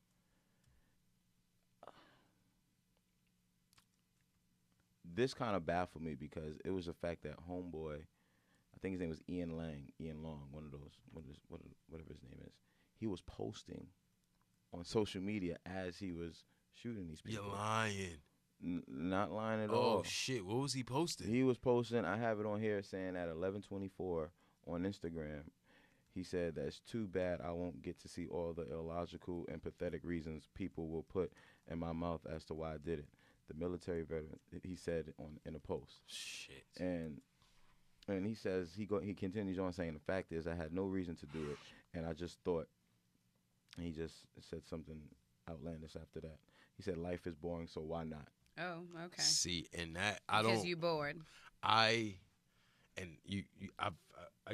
a conspiracy theorist. I've always been that way. Whatever. I don't know what agenda is being pushed, but I feel like there's some agenda that's being pushed. I don't know if these situations are being staged. I don't know if these are sleeper cells that are doing it, but there's no way that the frequency of these events have increased so much within these past, 2 to 3 years.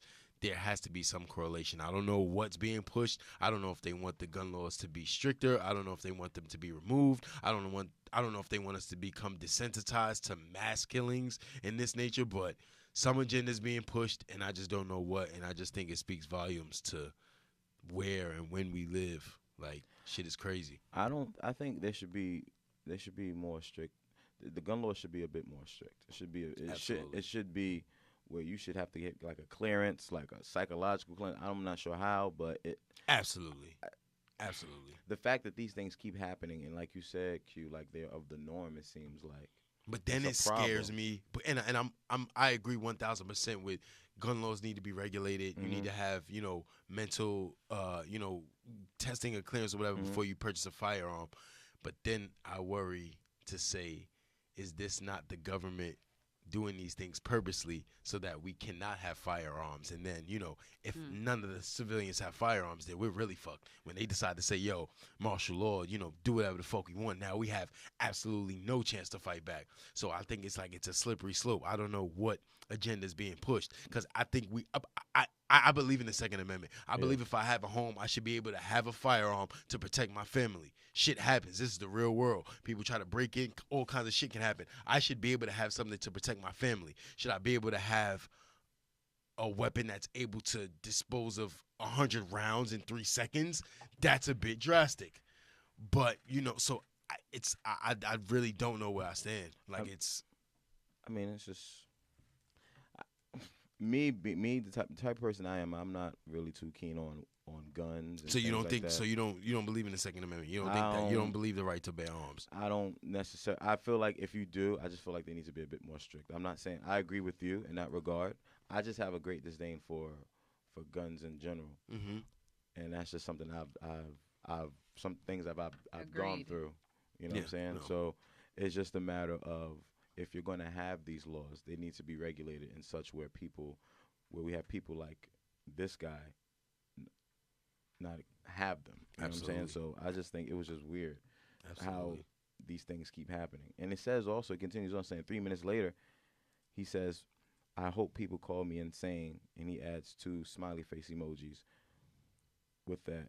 He said would that just be a big ball of irony? He says, yes, I'm insane, but the only thing you people do after these shootings is hopes and prayers, or keep you in my thoughts. And then it's pretty much, apparently he stopped shooting just to post that online. Which, it's despicable. Here's the shit about it, though. They said that this dude, and they were why he couldn't just kill himself if he was fucking bored? Word up. Why take the lives of people who are living whatever the hell they live? That's the part that I don't get. And then the 3 people that were also in Las Vegas at that mass shooting that were at this one is it makes me feel like, yeah, shit can happen, but God, that's a hell of a fucking coincidence, man. That's a hell of a coincidence, man. Y'all just happen to both be at the shit happened, and I don't know what the reason is. But there's some correlation between all of these events. You can't tell me that these shits are just happening naturally. There's no way that these things are happening naturally. Like, this is, I don't know what. I have no, people always, I don't know. I haven't gotten to that point yet. But there's something about this. Some agenda is being pushed. And I just don't know what it is. So that's why I kind of prevent myself from jumping on to a cause. Oh, we shouldn't be able to have any guns, or we need to do. I think there should definitely be stricter laws, but I think so too. I should be able to have a gun and protect my family. But if we got rid of all guns and weapons of mass destruction, why is there a need for guns? If we got rid of all, I think that's just that's like that's never gonna happen. That's impossible. So to think that we're gonna have a world completely without guns, that's never gonna happen. But hypothetically speaking, if there was an opportunity to get rid of them all, absolutely, I would be totally on to solve. that. But that's utopia, and we're so far away from that. Like that's not gonna happen. And to say, Big Brother don't come get me, but like I don't fuck with Big Brother. I don't trust the government that much. So for y'all to be able to say y'all have all them guns and to tell me that I can have one when I watch police shoot, black dudes down in the street all the time. That's real. Like, fuck that. I wouldn't want them to have any either. Yeah, like I'm not willing to say, oh yeah, civilians should never have any guns. No, which I don't know if these events are being pushed to get the whole population to say, oh, we shouldn't have guns. And then 5 years from now, straight martial law, and then they we shouldn't can't have do shit. Neither. That's if that's the case, then nobody should have guns. Why don't you trust the government? What? Can I get one of those? What? I'm just saying. What's your reasoning? I gotta. How much time? He's trying to take this shit back to this last week's conversation about why he didn't fuck with Obama. Bro, like how many? Don't nobody care. But you ain't got to. Michelle just released the book. Shout out to Michelle Obama. Shout out to Michelle Obama. My first lady. Yeah, and my son came out with the flowers. He was lit. I'm not trying to come at Obama. But come on, bro. I'm just asking. Why? I gotta go through Jim Crow.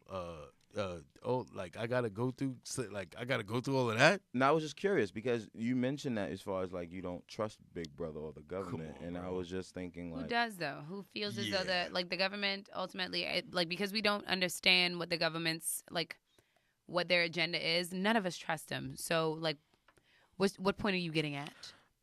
There's a point. I feel like there's a point here. Yeah, just get there. I'm confused. It's just I was just curious to know why you would say that because you said it last show, but you didn't really elaborate on it. I mean, I think it's kind of. It's like I assume obvious. Like I'm a black person in America. Like I'm not. I'm a black person. Do I have to go into all of the Jim Crow, police brutality, slavery, redlining school districts? You said all as far as police brutality. I mean, housing districts. Police brutality. Pertaining to now, as far as like what's happening now, forever. Because I feel like 300-400 years of America's existence. The reason why I asked that is because, for one, given the selection this year, as far as the amount of women that had seats in the House, as they should. Do you guys think that was a plan, or you think that was just not pre, but I'm trying to think of a way to. If it was the plot from the jump, if it was ordained for these people to be there regardless of who it is that anybody voted for, if there's a conspiracy behind it, is that your question? That's where I'm going at. It's always a possibility.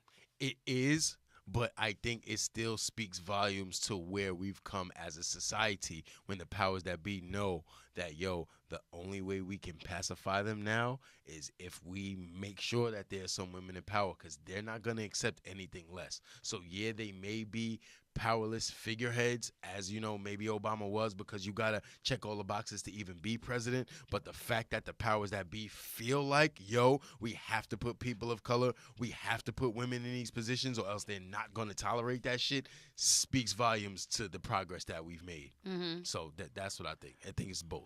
Yeah. I mean, I was happy to hear that, like the fact that these women, especially I believe there was one Muslim woman who was who got a seat in Minnesota. Somalia. Yeah, Minnesota. Yeah, and they have a heavy Somalian population. I've been to Minnesota a couple times, and I didn't realize that. I got there, I'm like, holy shit, there's mad people from. So I think that as a reflection of their community is super dope. Yeah, That's the thing that I be wanting to understand. Like when there's a huge, population of people in specific states, what brought that about? Because now I'm interested in trying to figure out why there's so many Somalians. I mean, I think one person probably got there. It was popping, and what all groups of people should do. If I set up shop somewhere and it's popping, you should go tell the rest of your people. That's what every other group does, except for Black Americans, man. That's why the Chinese be having America's Chinatowns in every big ass city. For real, ain't no black. They know how to organize. They found a system. They found a method, and they have adopted that shit. They have it in every borough. New York City. Every group of in people Washington, should do that. D.C. We're the only group of people that get something and thinks, I ain't telling none of these motherfuckers. Well, I ain't gonna let nobody else. Wakanda. Now, Stupid please shit. understand. Now, please understand. Damn, you know what? I'm gonna find it for y'all because Wakanda. I don't know the truth behind it, and that's why I can't even speak to it. But there's also a conspiracy behind the dehumanizing of Black people, and where their pride comes from, and how their pride could have contributed to the world of organizing, and how organizing could have fucked it up for just the larger capitalist agenda, right? So a lot of folks, especially Black folks, love to say Black people don't know how to organize. It's not that Black folks don't know how to organize. However, if there was an intentional agenda to to pound down the way that Black people could organize, then we got to pay attention to that, and not just pay attention to the fact that we can't organize, but pay attention to what systematic structures were put in place that cause us to have issues with just being Black as is, and not wanting to even support one another, right? While we ain't go. Oh, let me not say that. About the podcast studio. Oh yeah, no. But look, but ain't go up. So is there a Black podcast studio that we could have been supporting? Did we look one up? Right. Probably so not. Shit like that. But don't snitch on us, right? But what I will say is that when we've tried to do that in the past, we pay. Fuck that. They've completely destroyed that shit. They destroyed Black Wall Street when we were self-sufficient. When they see that shit is happening, they will destabilize that shit quick, fast, and in a hurry. But my point exactly. Let's not ignore that. Let's figure out how it is that we could galvanize again and bring that shit about again, instead of saying, right? Because then we're not doing any different if we're just sitting down here and saying, why can't we organize? Absolutely. How about we find a way to organize people and bring them along the cause? Yeah. I mean, that mentality was implemented amongst us purposely because they knew if we had the camaraderie to join up together that we would take shit over. Exactly. I always tell the story of African Americans are literally like X-Men because everybody knows Africa's the cradle of civilization. We were the smartest people, kings and queens, Egypt, pyramids, all of that stuff. But the African Americans were literally the physical top 1% of the people from Africa. You took the LeBron James, the Dwight Howard, the 7 feet. So these people that were already the intellectual superiors were the top 1% physically, were then brought over here, and we've all been procreating from that. That's why somebody that's your size, that's almost regular. Somebody being 6'3", 6'4", that's regular. But if you look at traditional African men, they're not like that. They're the people that win the New York City Marathon, the little 5'7" dude that runs like that. But why are African Americans looked at like that? To be 6'3", 6'4", because we're the top physical 1% and also the top mentally. So what are they going to do? At every chance that they have, they're going to try to destabilize our communities because it's literally fucking X-Men. You got the top 1% physically and the smartest people in the world are that. But what did you? And we're just procreating amongst each other. So if we even get an even footing at all, it's a wrap. So what they thought is, we're going to destabilize this shit at every turn. Oh, you got Black Wall Street, we're going to burn that shit down. Or you got Jay-Z and Puffy and them trying to make a distribution company. Oh, no, we're going to stop that shit. Or you got Bill Cosby trying to buy NBC. Oh, no, we're going to stop that shit. Because even footing means that eventually we're going to take off. So they're going to put that cap on everything to make sure shit never, gets to that level. It's interesting. And that shit's done purposely. Light skin versus dark skin, all of that shit. Keep the infighting amongst each other. Because as long as they're fighting amongst each other, they'll never be able to get together and overcome. That. Yeah. Shit, Somali people get to fucking somewhere and one of them get popping Nick or gonna tell everybody else back at home, yo, come here, do X, Y, Z, do this and this and that, and you're gonna be good. Black person gets something, let me make sure I'm gonna keep this. I ain't telling nobody. Because motherfucker might. And you can't blame them. And it's not necessarily that. It's just that you, oftentimes folks,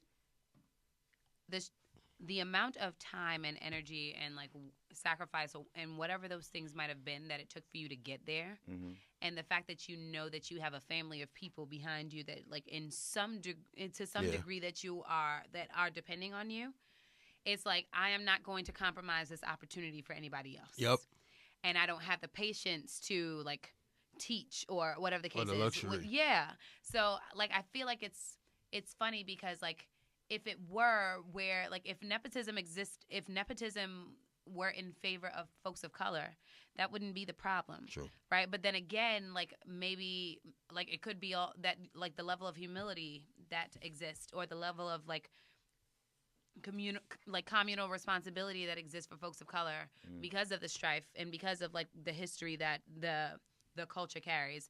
Maybe it makes us who we are today. Who the fuck knows? We'll see. It's like chicken and the egg situation. We will like, what see. came first? Was it the implementation of that, or Yeah, I mean, it's just one of those things. I was just curious. Also, but you mentioned like the X-Men, so I wanted to say quick. X-Men, bro, dead you know, ass. Stan Lee, rest in peace.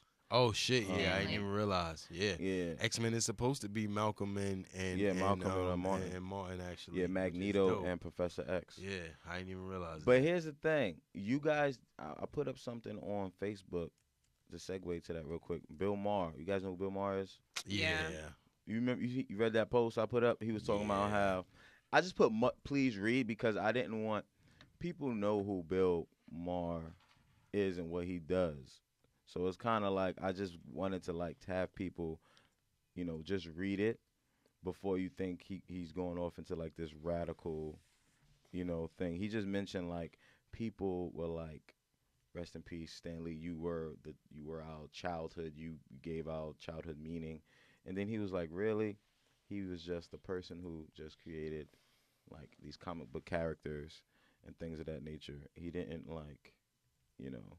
He gets his rocks off at shitting on people's like emotional connections. And you can't be mad at nobody if they grew up reading fucking comic books and watching these movies their whole life for paying homage to Stan Lee, man. He was a GOAT all time of as far as entertainment. Like some of the characters that he created are gonna be fucking around 500 years from now. Like, chill out, bro. So he says this. He says the guy who created Spider-Man and the Hulk has died, and America is in mourning.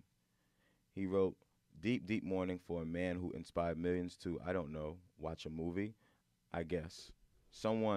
He said, so someone posted, I'm so incredibly grateful I lived in a world that included Stan Lee. This is someone who posted on another site. And he continues to say, personally, I'm grateful I lived in a world that included oxygen and trees, but to each his own. Now, I have nothing against comic books. I read them now and then when I was a kid, and I was all for the Hardy Boys. But the assumption everyone had back then, both the adults and the kids, was that comics were for kids. And then when you grew up and you moved on to big boy books without the pictures. Right? So, I mean, his rant, it goes on, he says, but then 20 years ago, something happened. Adults decided they didn't have to give up kid stuff. And so they pretended comic books were actually sophisticated literature. And because America has over 4,500 colleges, which means we need more professors than we have, we need more professors than we have smart people. Some dumb people got to be professors by writing thesis with titles like Otherness and The Silver Surfer. And now with adults are forced to do grown-up things like buy auto insurance, they call it adulting and act like it's some giant struggle. Yeah, again, he's a dick. He gets his rocks off on trying to shit on other people's happiness. Bill Maher, like every now and then, he tries to, you know, like straddle the fence and say something that might appeal to people to get them on his side. I don't know. I've said it a bunch of times. People doing shit for clicks. He saw his opportunity to go against the grain and do some shit for clicks, and that's all it was. If you don't appreciate some artistry or appreciate what somebody did, then just say that. Like, it's not for you. But comic books mean a lot to a lot of people. And yeah, even if it was a shit that your childhood was based around, what the fuck is more important in your life besides your childhood? That's the most fucking important. That's the foundation of your life. So if Stan Lee was that significant to your childhood and you then pay homage to him after he passes away, like, what the fuck is the problem, bro? Like, I don't think people supposed to watch your bullshit ass show, you know, but people He's not supposed to read the comic books, but people supposed to watch the Bill Maher show, that bullshit. Fuck out of here. Like, I mean, he's a clown. I mean, I actually like his show. Whenever Fuck I catch his show it. though. What I'm saying is he trying to shit. He trying to shit on Stan Lee and all that shit. Fuck the Bill Maher show. Way more people like Stan Lee shit than the Bill Maher show. I guarantee you that. His impact on society has been way more significant than yours, Bill Maher.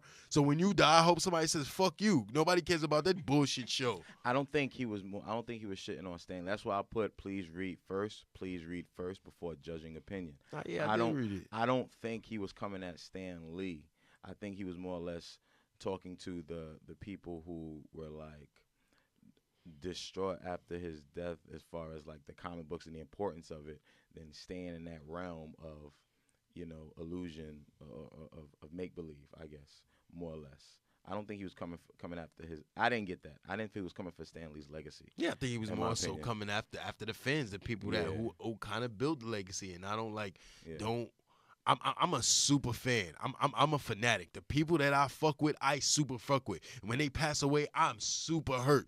When Prince passed away, I was very hurt. It felt like a family member of mine died because these people are so significant to your life and to your upbringing that you get emotionally connected. So for him to shit on that shit isn't cool. That's why. I agree. Yeah, I don't I like agree. that. I feel like he's going through the Jay Leno, like my career about to come to an end. Well, You think so? yeah, I feel like I do feel like it's for the clicks. I feel like because I feel like it's not necessary to go in on that old man's legacy now that he passed away. Let that man live. Like that man brought whatever he brought to people's lives. Who know what Spider-Man I'm not a huge Spider-Man fan, but if I'm not mistaken, he's responsible for Black Panther.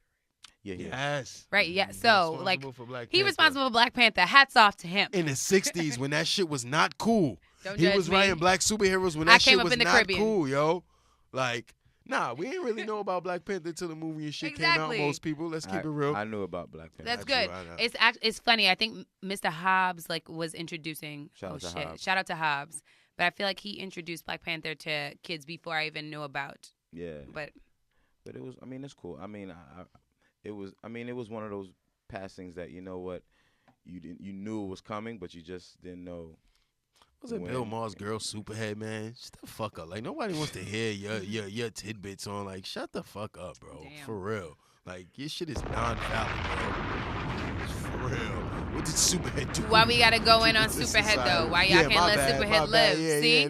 Women again. Y'all attacking women. She ain't even got shit to do with this, though. Nah, because you gonna let me live. I'm not reaching, actually. What? He brought Superhead. You brought Superhead into the story. My bad. We weren't even talking about her. Yeah, what is he talking about, high man? And mighty. Fuck that. Your girl was Superhead, bro. Like, I don't want to hear nothing from you, bro. She has a name. Her name is Karen Stephens. Good job, McCrae. You want a cookie? Definitely. I know her Here, name. here's a piece of candy. Yo, you coming for me today? I know her name. Anyway, but I mean that was a blow. It was similar to I equated it to the passing of Steve Jobs because you knew he was sick, but it was just a matter of when, but how it was one of those things because he was very innovative. I think they came from that same cloth of innovation, like just doing, taking risks and things of that nature. I don't know. Wasn't Steve Jobs like 60 something though? Like, nah, he was younger. He was younger than that. Yeah, that's what I'm saying. Stan Lee was 95. Yeah, man. so agreed. No, I'm comparing like the fact, just the impact and also knowing it was going to happen. Yeah, just preparing. So he was for sick. Yeah, got it. I mean, no, shit, not 95. Steve, not Steve Jobs, not Oh, Stan Lee wasn't Stan sick. Lee. It was you just are speaking about anticipating because he was old. Yeah, because he was old, and just comparing it to like the fact that you knew it was inevitable because they were both. I used to want to freeze my family. I did. Walt Disney's Frozen. Why can't I freeze my people? Seriously? Yeah. That us? If I'm not mistaken, Walt Disney's Frozen. Frozen is how I'm. And this shit is gonna work. If they find a solve for mortality, unfreeze me and give me that shit. I'm good. I don't want to be immortal at all. I have absolutely 0% desire. I wouldn't mind seeing how the world transforms over the years. I'm good. And see what God's work is about. I'm good. Walt Disney Frozen. Please explain. Yeah. Explain more. I don't. Is it real? Is Walt Disney's body frozen? Let's review really quickly. Is he gonna be able to come back to life though? Like he's gonna be like, wait, all right, guys. So we're gonna come out with Pinocchio 5. I don't know what the fuck. Like what? No. So Please rumor explain. has it that animation doesn't. It seems like because he died from like younger than he was supposed to from cancer. No. What? Also, if they have the cure for it, they're gonna like unfreeze him and then he'll be good. And then not necessarily, but maybe like if I had the resources, I'd want to try it. It's not fair. It's not God's plan. I have zero desire to be immortal.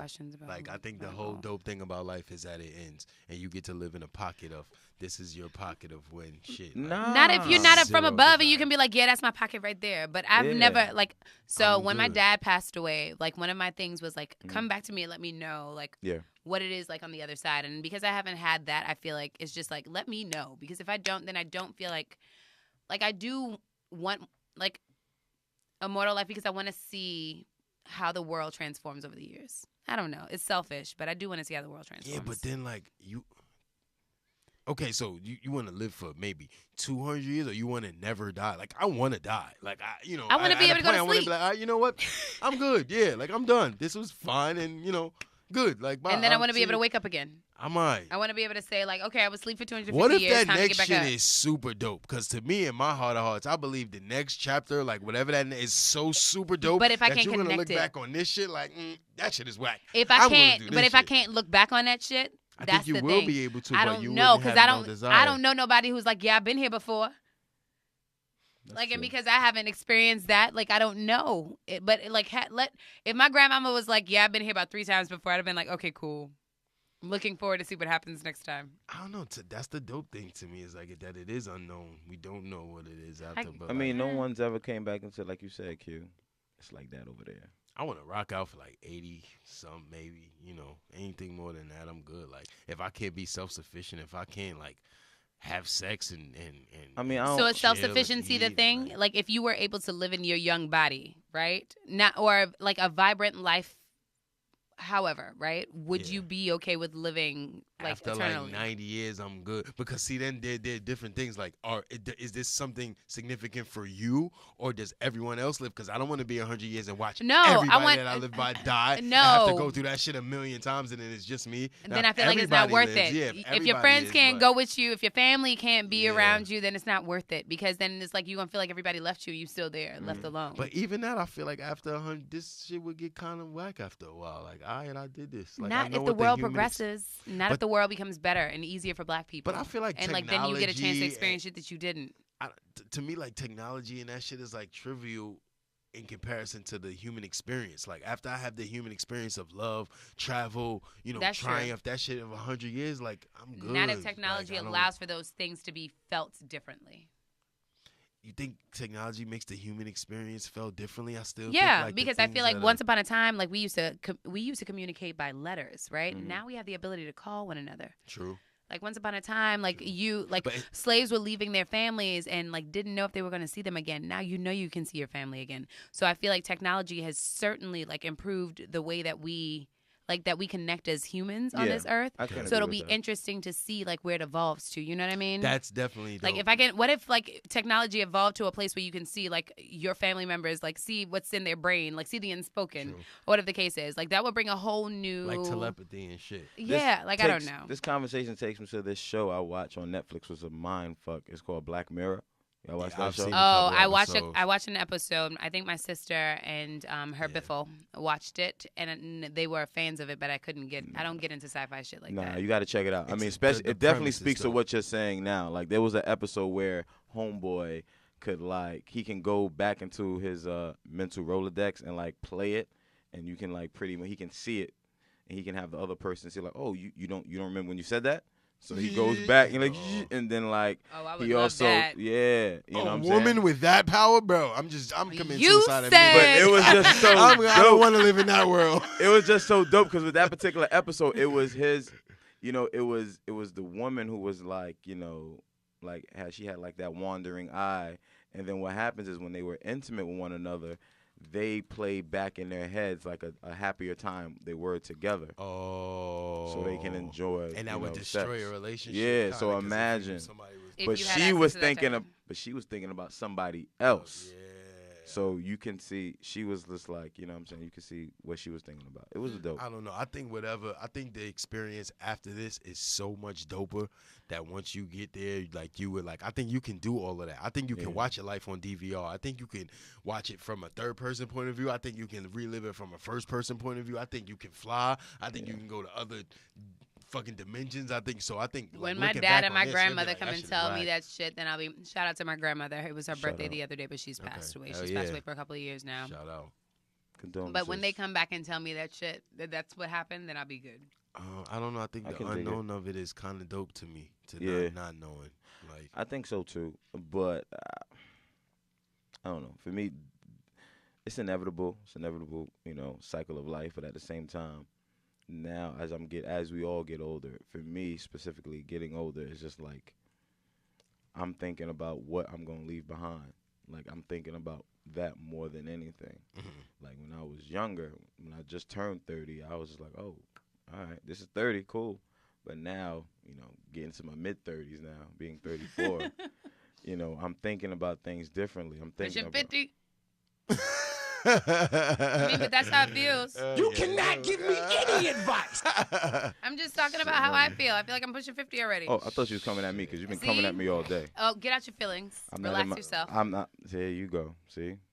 But full transparency, like I was afraid of, dying, earlier on. I remember I took this birth and death class in college at SUNY Purchase, and we had to do a project where we had to go to like a facility that that revolved around birth and death. So we had to go to like an abortion clinic, interview the workers there, and or go to like a funeral home or go to a hospital and interview like the people who delivered. What do you call those people?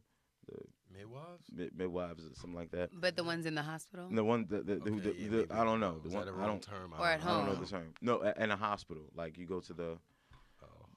Is that wrong? Am I it's stupid for saying that? No, you're not. No. I'm just a trying midwife to. generally delivers a child at home without like the supportive medication. I and assumed stuff like that when you said that, I'm like, oh, that's the name. That's a right. I don't midwife know the or a name. doula. I know nothing about. In the hospital, who child delivers birthing. I don't remember The doctor.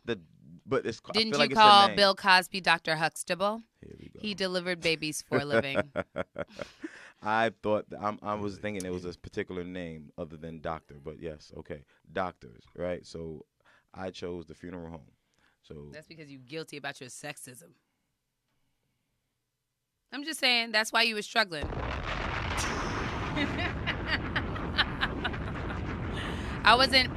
I'm just calling it out, McCray. I don't stop you from calling me out on shit. Call me out. listen, I'm just saying. I'm not calling nobody out. Listen, We live in a progressive country. I'm trying to give you feedback so you don't be perpetuating this bullshit onto the people in What bullshit am I perpetuating? your bigoted ways. My bigoted ways on what? Towards women. What? Just like, okay, we're not going to resurface it, but I'm just saying. What? We already established earlier that, like, you're subconsciously, Bro, what are you you got talking about, something man? with women. Just saying. I'm out, man. That nigga's tripping. Anyhow, disregard that. Yeah, I did that, and it was quite interesting. It just made me think about, it forced me to think about death in a way that I never did before. Because I remember the first day of class, she asked us, I want you guys for homework, go to a website, and, you type in, like, the day you were born and certain things that you do, and then they'll give you, like, your death date. I don't like shit like that. And she did that. Listen, I remember I was very clear. I was just like, listen, I'm not doing that. She wanted to know. She asked me why. I'm like, because I don't feel comfortable. She said it was like liberating to know that. But that she shit ain't real anyway. Shut up. I mean, it wasn't, but I just feel like I think I now as I'm older, I understand her purpose in doing that and asking us to do that. I'm right. good. So it was just weird. You know what I'm saying? But it just made me think about certain things like life is, you're here to live it to the best of your ability, and that's it. I mean, unfortunately, there are some people whose lives are cut short due to situations, decisions, and things that are surrounding them, and it's just unfortunate. But I don't think I'm in between. I don't know if I want to be immortal or be mortal. I'm in between. Not at all. I'm I absolutely mean, 0% it could be Benjamin Button.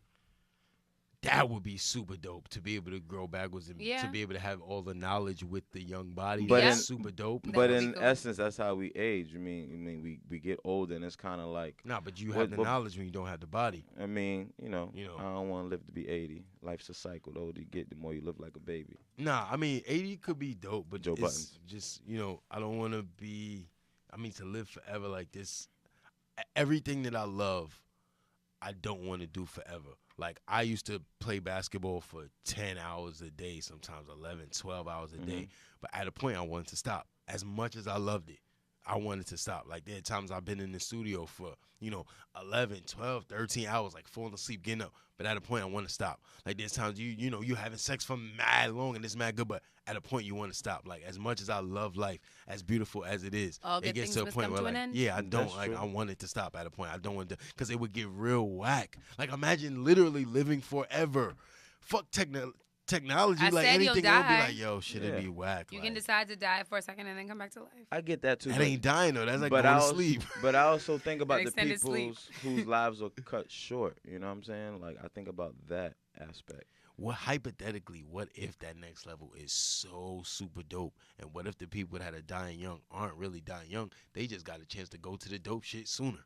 Well, To me, I don't know. That's Then just somebody how I need to feel. come back and tell me. yeah. Again, that's the whole shit. Because if everybody was telling you that everybody would be committing suicide, there would be nothing going on here. If everybody knew for a fact that, yo, when you get there, shit is crazy. You could fly. You could go to everybody would commit suicide right now because, you know, it would be super don't know. dope. But that's the whole shit about, like, Oh, you the know. world could revolt and we all die together, and then maybe God would just bring us all back to life. I don't know about that. Yeah, I ain't Let me stop trying to predict this man's world. Yeah, I don't know about that. Life is dope, but when it's over, Y'all support me up to a point, huh? I was like, nah. Yeah, you had me, but then you lost me. Yeah, don't freeze my body, family. Don't do that. If it's that's you know. Yeah. Cremation or go. nah? It's time to go. I've heard things from like people that work at funeral homes to say that like all of that burial shit is bullshit. Like they overcharge, like it's a racket. Basically, like all that shit that they're charging you is bullshit. Like that airtight coffin shit is bullshit. They're like, yo, if you dug up your family members right now, they be in a soup. Like all the rainwater and shit gets into them caskets. Like all that shit is bullshit that you paying for. That's why they don't allow you to be there if they dig up the bodies and switch the shit because it looks crazy. Like everything is bullshit. Like you basically paying for nothing. Like you're paying for all of that shit. So you go with cremation. In that sense, I would say because it's just like, you know, it's a quick. I don't want my family to waste money. Now, if it's a situation where, you know, we rolling in the dough and, you know, we, you know, 7-8 figures in the bank, then yeah, whatever, you know, spend a little, you know, 15, 20,000 to make y'all feel better for it. I don't give a fuck because, you know, I'm doing the dope shit anyway. But if that makes y'all feel better, then yeah, you know, spend the 15 bands. Part of this Email address and recipients. My bad. Ain't good. Really got to do that now. So yeah, we're keeping it morbid right I'm now. sending it in advance. My bad. So yeah, Type it in right now, please. if if that's the case, then yeah, maybe cremation, but you know, I'm good on that. Not to have like this morbid. What do you guys feel about the killing of that guy this week? which guy? The cop. Well, he wasn't a cop, but The he fact that we wanted have to be say a cop. Which guy? That's crazy. I know, right? He wanted to be a cop. I don't remember exactly where this was, but he was security, and there was a group of guys. The black and, dude. Yeah. And I guess like one of the drunken people came back and he like started firing his shots. He took out his gun because he was unarmed, whatever. I believe there might have been a question around his licensure, but that doesn't matter. He subdued the person, had the situation under control. Then the police actually responded to the incident because someone had called the cops. Naturally, everyone is yelling at the cops apparently that like, oh, like he's the one who subdued the guy. Like he's a good guy, and they shot and killed him. Yep. Big black dude with a gun. You ain't got no wins. Yo. Like don't matter. Like and folks were saying that like it was his dream to be a cop. I guess I don't know if he was if he was preparing for his role as a cop, but he was the security bouncer of the place. And so yeah, that happened this week. Another black man dead. At the hands of a cop. Yep. I mean, To be black in America. To be black in this country. In this world. The fact is now we live in a time where when we have our kids and even teaching our kids, we have to really teach them how to, you know, conduct themselves outside of, you know, their household, but how to conduct themselves in the presence of police, which is kind of crazy that you think about it because when you think of police, you think of safety. I mean, That been the case. What you talking about? now more specifically because you know That been the case. It ain't now. I don't. Nah. You know why I say that? Because coming up when I was in middle school, I didn't have that fear that I don't want to say fear. I don't have that. Had it just not become real for you Yeah. yet? It just it wasn't because it wasn't really it wasn't in my face like that. The only thing I had to deal with was the fact that they thought I was a drug dealer and they was just like question me. But now it's more like this might be the last time I'll put the key in my door because cops might think XYZ. Just like that guy who was killed by the woman who was a cop who just who said that she was going into her apartment, but she went into his and then killed him. Yeah, that was super shaky because like that sounds shaky there to were me. pictures of them together before. Oh, and they really? said, she You didn't full of know shit. him, I and didn't then, know that. Like it was No, But you know the district attorney, the person who was Yeah. just newly elected as the DA, is deciding to like go back and open the case to try her for that. Okay, yeah, because it It was a black man who was newly mad elected as the bullshit. district attorney. That's Find out his interesting. name. I wasn't aware of that. There was mad bullshit with it. She was saying she didn't know him. Then they discovered a picture of them, like, a picture of them together. Oh, and that's then some bullshit. Maybe they were together. It was a lot of shit, yo. It was a lot of shit. Then witnesses said that they heard, like, yelling back and forth in the house. And then, I don't know, man. I don't know the complete details, but that shit was kind of shaky. That's So I don't crazy. know. Wow. But hashtag that happened too.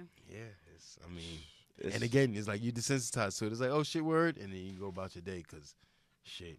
And my question that I pose to people is, do you think it's happening more now, or do you think because of social media now we can hear about it more? It's So I just think this shit was always there's happening. just more of a camera on Yeah. it. I feel like now that social media is present, some of the folks probably like fell back a little bit. Yeah. But I feel like we just now have easy access to seeing what the fuck is going on in this world.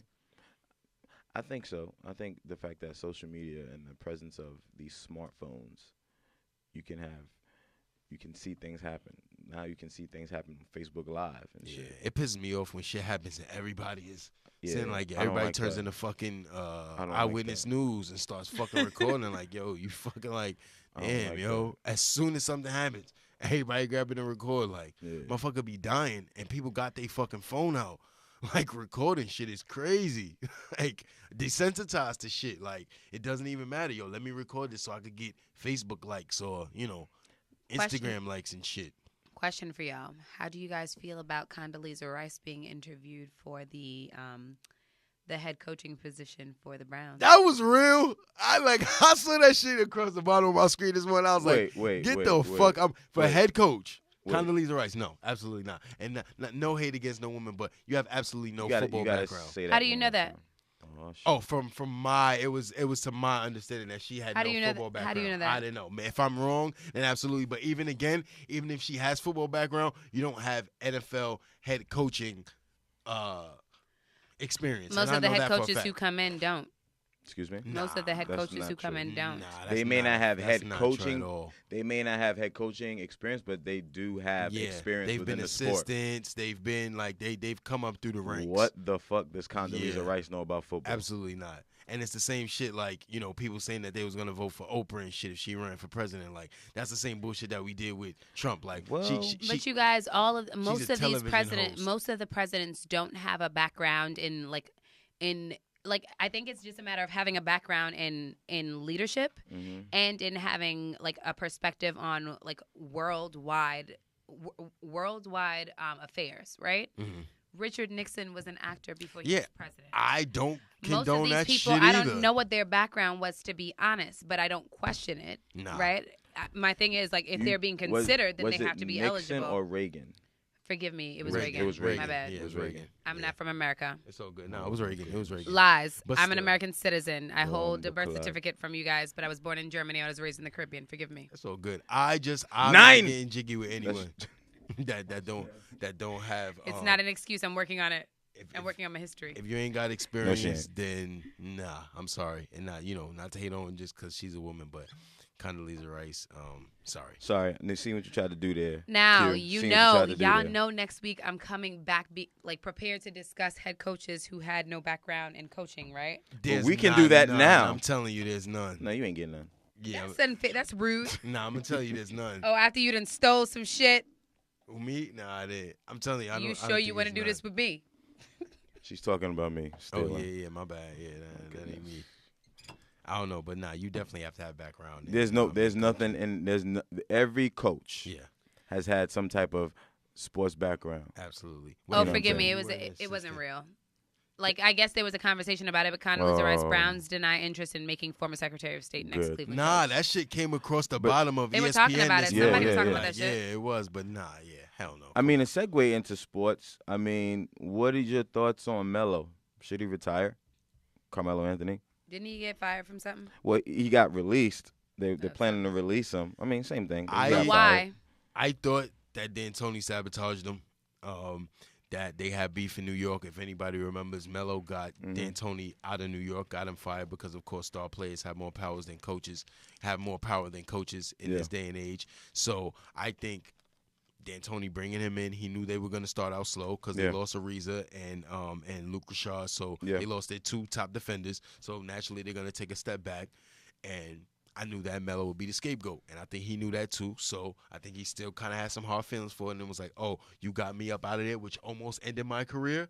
I'm going to end your career now because you fuck up this team after we just won 60-something games, you're almost out the door. Like, no one wants to touch Melo with a fucking stick now. He's a scapegoat, though. They labeled Melo as a scapegoat. I don't think the the decline of the Houston Rockets is on Melo. No, I just think, not. for one, they should have fought harder to keep those role players. They should have fought to pay Trevor Ariza. Absolutely. They should have paid to keep, Baumute, he can go.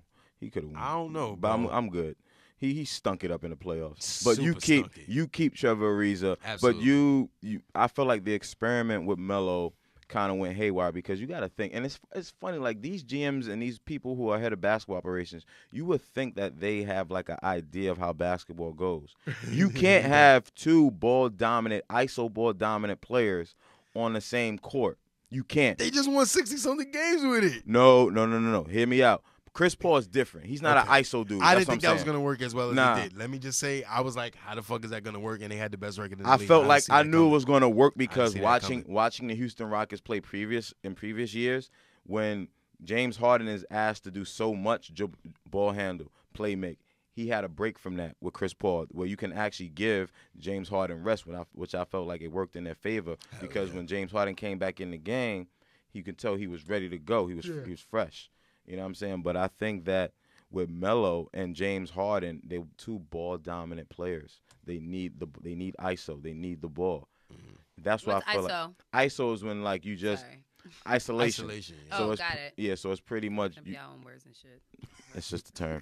So isolation is pretty much, you get I know what it means to be isolated. That's the term. My bad. Go ahead. Oh shit.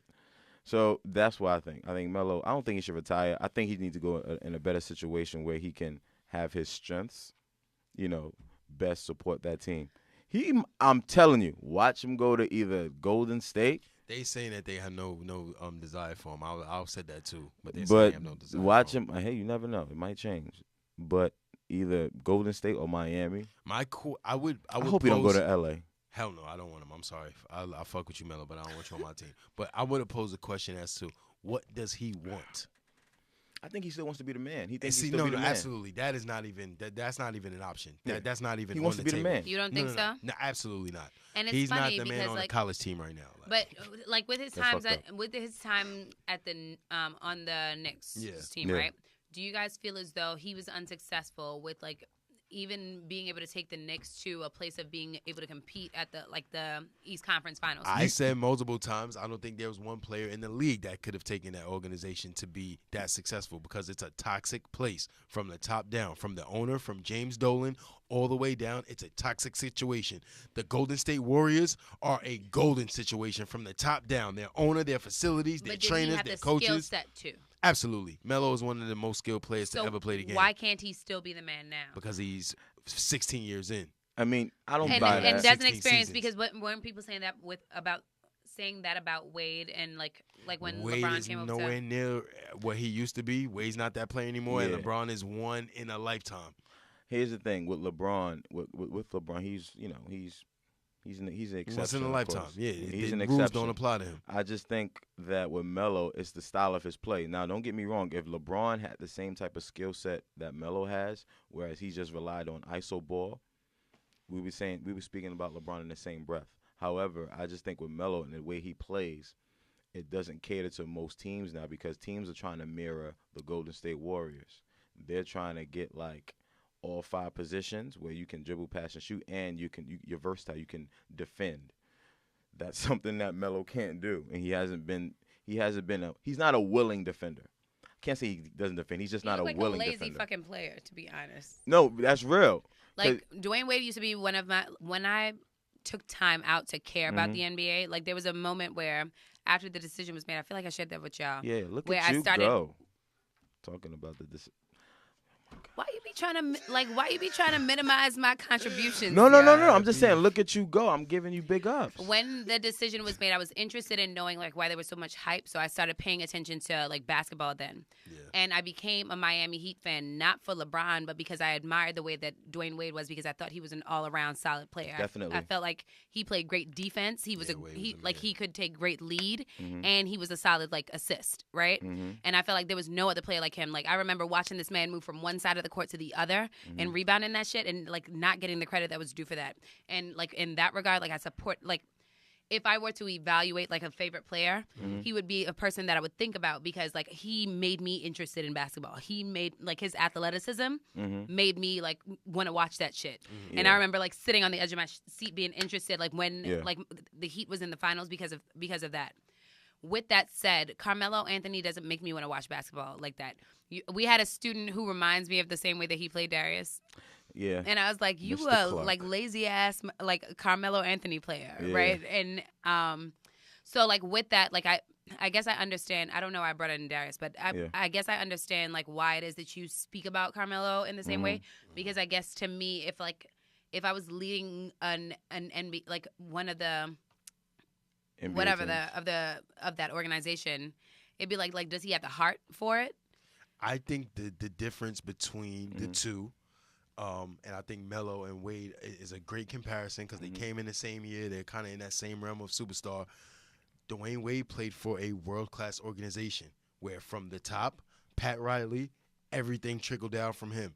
And LeBron even kind of left because of the tight ship that Pat Riley runs. There was no shit happening under Pat Riley's watch, and Dwayne Wade got to reap the benefits of that. Carmelo Anthony had to be the leader for a shit organization. There's nothing about the Knicks that wants to win. The Knicks know they're going to sell out every night. The Knicks know they're going to make $100 million on merch every year. They don't give a fuck. Miami Heat know. We don't win, there will be nobody in this building watching these games. So we got to put forth a championship contending team. And that's what I think. I think you switch them. I think Carmelo could have had just as much, if not more, success in Wade's position in Miami. And I think you put Wade on the Knicks, it would have been the same shit. He'd been a great player, but they would not have won. I mean, that organization we forget, though, he was drafted by Miami, Dwayne Wade. Carmelo was drafted by the Nuggets. The Nuggets did their thing. The Nuggets would have won a ring had it not been for Kobe. Nah, Golden State, Denver. That's in Colorado. That's Denver would have won a ring had it not been for Kobe. California. Yeah. I never say, look, I told you I wasn't from this country. No, a lot of people don't know where Golden State is. Like, there's sports fans that don't know where Golden State is. Yeah, they don't say the state in the goddamn in the description. Golden State Warriors. Golden State State don't know. You know, but it's one of those things. But however, I just think with Melo, he got drafted by Denver, and I can argue this down. I felt like he had a more impressive rookie campaign than LeBron James. They went to the playoffs, and LeBron didn't, and the West was way harder. Exactly. And at the time when he went in, rookie season, he had an amazing the rookie West season. was harder. The West was way harder, and the fact that the way they finished the season and how exceptional he played, it was crazy. But I just think with Melo, how his style of play, it needs to change. I mean, you saying he wants to be the man, that's not even an option. Like, if he wants to go back to Syracuse, he can be the man. That's it. Like, he has no place. There's no team where he can be the man. Does he want to win a championship? I think the question to me is, does he want to win a championship, or do you just want to be around? Do you want to be Vince Carter to any team that'll take you? You'll just play because you want to be around the guys. You don't want to give it up. That's cool. You play basketball your whole life. I understand you not want to give it up. Or do you want to play for a championship? I don't know if you can play for a championship anymore. I think he could. Any of those teams want to touch you. I think he could. I think on the roster or contribute. To contribute. I think he can. Which team? I can see him with the Clippers. That team ain't winning. That team don't got no chance to win. Well, that's what I'm saying. You just want to be a guy. There's only one team, really. Nah, but what I'm saying is the teams that, like, all right, you could go to Houston. He's going from now, so he can't really go to there. Let's say Golden State. Let's say Boston. Let's say, for the sake of argument's sake, Philadelphia, Milwaukee. Those top teams. Let's say the top 7 teams in the league that have a quote-unquote chance, because we all know Golden State is winning. I don't think he has a role on any of those teams. So let me ask you a question, because I hear you judging the entire company, right? Yeah, it's the Knicks. And when you judge the company, what are you speaking about exactly? I think that the owner is toxic, and I think Jim Dolan took the team over in 2000, if I'm not mistaken. And I think since then they have like the worst record in the league of any team. Like he took over right after they went to the championship, and it's just a trickle down effect. The owner sets the precedent to everything. You know how it is. You've worked places where like you just have a terrible leader and everything is bad from there. So like Golden State they were a terrible organization before Curry and all of them got there. But they made it from the top down that everything was good. They got new coaches, they got new facilities, they got great trainers, so the culture of the Golden State Warriors is a championship culture. The culture of the New York Knicks is shit. It's garbage. Nope, LeBron James is not winning a championship on the Knicks. But you got to think about this though. You brought up a point as far as Golden State. They had to build that up because you forget like Golden State. They weren't reigning in championships and being contenders. Right? Ever. I think the person that set that precedent with them was Jerry West. Once he got there and he started building the team together with Draymond Green, with the Stephen Curry, Klay Thompson. I think that's because when you have championship pedigree individuals who are in that chair, you start to see things differently. It's a different aura. But I think right? even that, it's something that you build up on. The Knicks need that. If they can get like a Jerry West caliber type of dude, you'll see the change. I think Phil Jackson he just got them for their money. And I think it's bigger than just one person, though. You can't just put Yeah. Jerry West in there and think he's going to be successful. But I just think with what his mindset, I think he's an awesome GM. Absolutely. He has built us. he has an amazing track record. Built the Lakers. Everywhere he went, he was successful in that office. When he was in Memphis, Wasn't really successful there. yes, he was. In Memphis, they were relevant when he got there. Yeah. They were relevant. Yeah. I mean, Paul Gasol. You can go down the list. They Like didn't win they any. made the playoffs. They didn't win a game. But the fact is, they went from bottom feeders to like relevant. Okay, I can you, see you it. know what I'm saying? Like him Improvement. being there. Same thing with I just think you just need that. You need that presence in there to change the organization. I think the difference is that Golden State has to win. Like you've seen Seattle Supersonics, and Seattle is one of the cities with the biggest basketball cultures in America. Like if you break down top 10 cities of basketball culture, Seattle's in there. But the Supersonics ain't win for 3 or 4 years, and they was the fuck up out of there.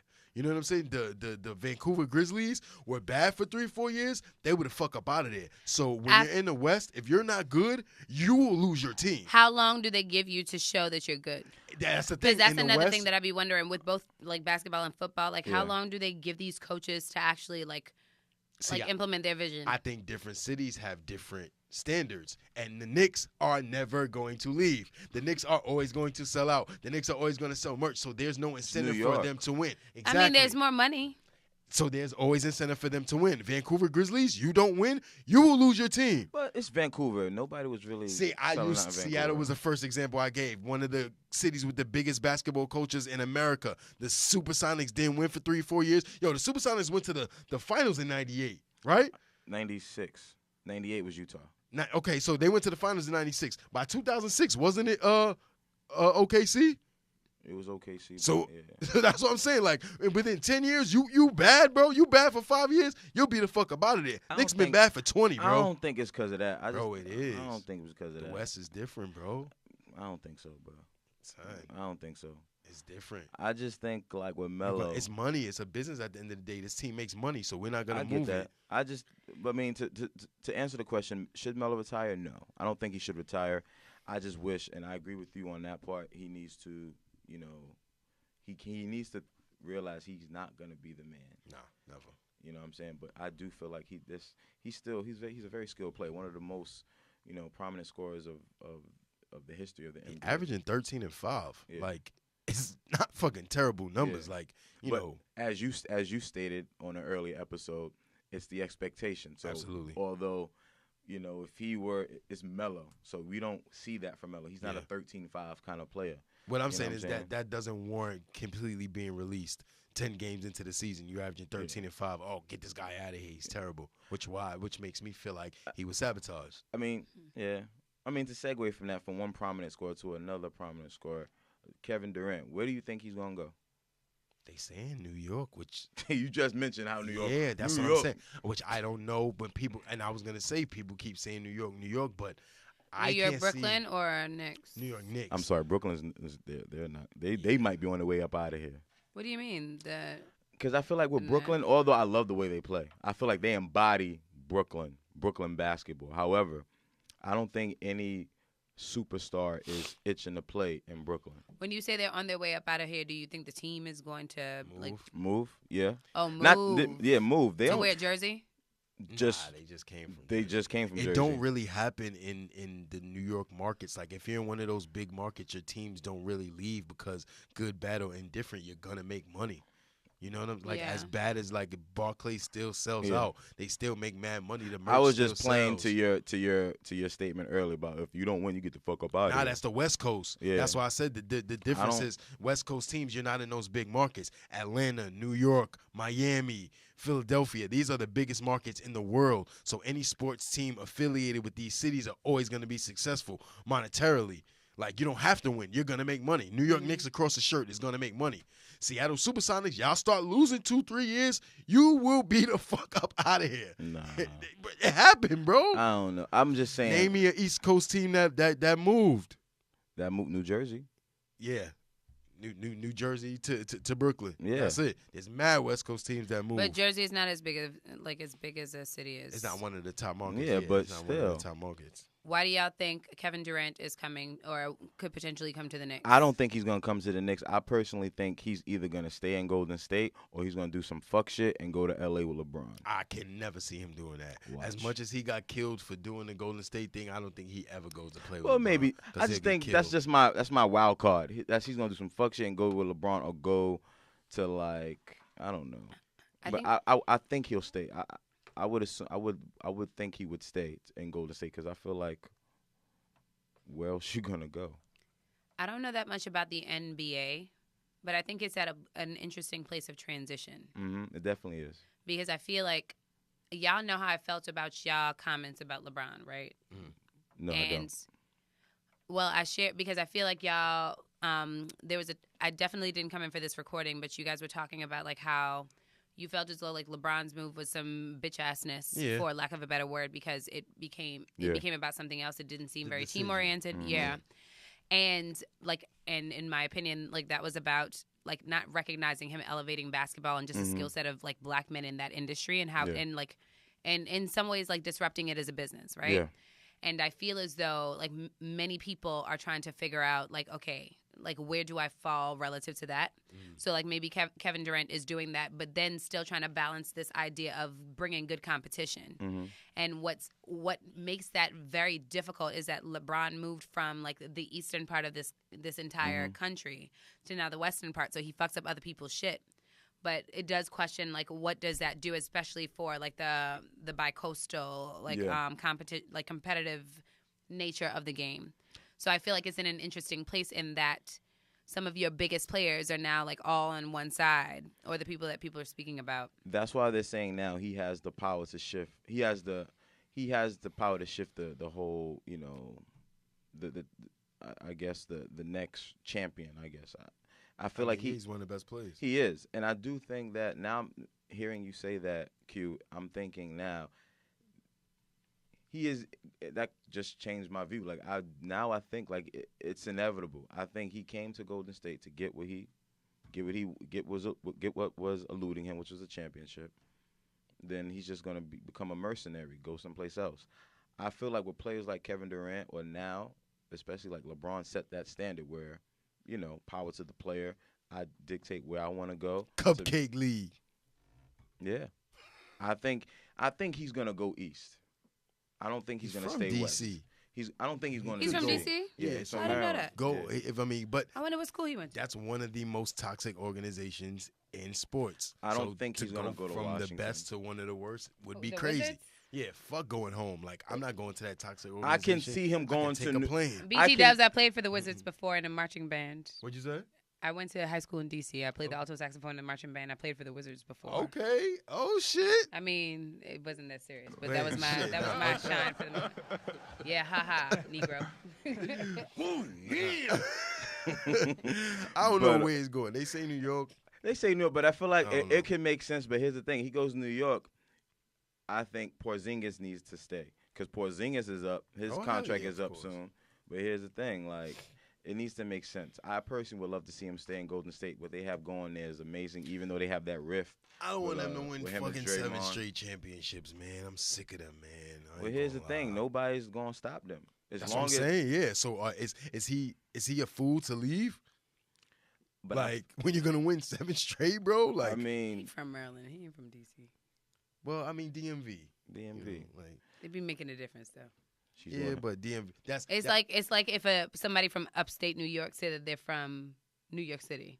I mean, That's the equivalent of the response. someone from upstate saying, I "Yo, feel I you. want to come play for the Knicks." I'll be like, "All right, yeah, No, you want to no, come no. No, home." she's No, talking that's about real. I'm repping where you're just from. repping where you're from. Okay, yeah. Yeah. I mean, but DMV people from Maryland, I give them. I got family in I Maryland. see what They she's rock saying. with the Wizards. I see what you're saying. It's like saying, "Yo, I'm from Schenectady." No, like so. Nah, Even you the ain't high from New school York. culture, like the high school culture was very competitive. Like with basketball, like I remember our girls basketball team dominating. Shout out to Theodore Roosevelt, class of 2003. Like the girls and the boys dominated the year that I graduated, and I remember the competitiveness between the high schools, between Theodore Roosevelt Senior High School, Coolidge High School, like a friggin' Dunbar, Cardozo. So like all of those are DC high schools. So I was inclined to go look up to see which high school he went to see like if there was competition there, and then realized he went to school in Maryland. Yeah, he went to school in Maryland. Then he transferred to Oak Hill Academy. That's in Maryland. Where is that? It's in Virginia. It is in Cali. Oak Hill's in Oak Hill. Vegas. in right? Texas. Oh no, I'm lying. I can't. Nah, I'm that's reading where this he shit went too to fast. He went to Texas college. He went to Oak Hill's in out west. Oak Hill Academy. Yeah, right. If I'm not mistaken. I don't think so. It Oak is Hill's in. Oh, it's in Virginia. It's in Virginia. I was right. Oh, word? Shit, I know Oak Hill's in But Virginia. nah, I just think if he There's probably an Oak Hill in every goddamn quadrant of Nah, this country. But the Oak Hill, that just like there's a one. Malcolm X and Martin Luther King. Mm-hmm. Where would I'm he good go? on any MLK I hope Boulevard. I hope he stays in Golden State. I mean, what they have going is great, even though they're going through their whole, they have like inner turmoil within their team. But I think that happens with any winning organization. Like, you know what I'm saying, with Jordan when he punched Steve Kerr in the eye. And some shit like that. you gotta have some gotta type have of. It gives you character. Everything Yeah. is not gonna go well. Like, and I feel like people in the media, and that's sometimes I fucking hate watching Sports Center sometimes because they just maximize on anything and they just exploit it and then they just create these For different ratings, narratives. henceforth dollars. That's the point, Yeah. to get people watching so that you can Absolutely. charge. I Like that's don't. business. Well, that's cool. I don't watch. I People haven't- want I to haven't. look at the car accident when you passing on the road. No, you I wanna look feel at you. it, exactly. I Them get it. punk ass people slowing down. I That just shit don't- irks my I- goddamn wanna see nerves. it, like, When she says it Sorry. irks her nerves, it does. yo, it's true, yo. Like that's the natural way people operate, man. But It's funny story. You were speaking about your locked up experience, right? You know, my only experience with handcuffs has to do with like driving, right?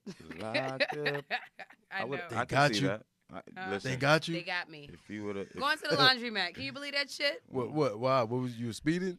You had to get them clothes cleaned. I had some tickets. speed. Oh yeah. But They was waiting for they you. got me because I was speeding. Oh nah, they probably lied. They seen a black woman. They seen your plates. They ran them shits. They DWB. was like, oh yeah, she Yeah. owes some tickets. Let's I was pull like, her over. one of my neighbors came up to me. He was like, I would help you out, but I got some nunchucks on me. I was like, I'm good. I'm sure I'll be clear. Nunchucks? Bro, you Is this wildin'. old man from the South who lived in my apartment? I was like, I'm good, Mr. Bernard. He's about to go Michelangelo He's like, but I on got them some cops. nunchucks on me. I don't want him to search me. I was like, you good? I'm good. I'll be clear. Next thing you know, they were like, man, we're going to have to take you down to the precinct.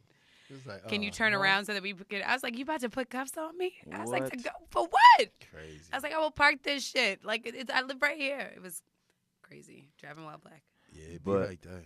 I mean, in synopsis, I think KD is going to end up staying in Golden State. I hope he does.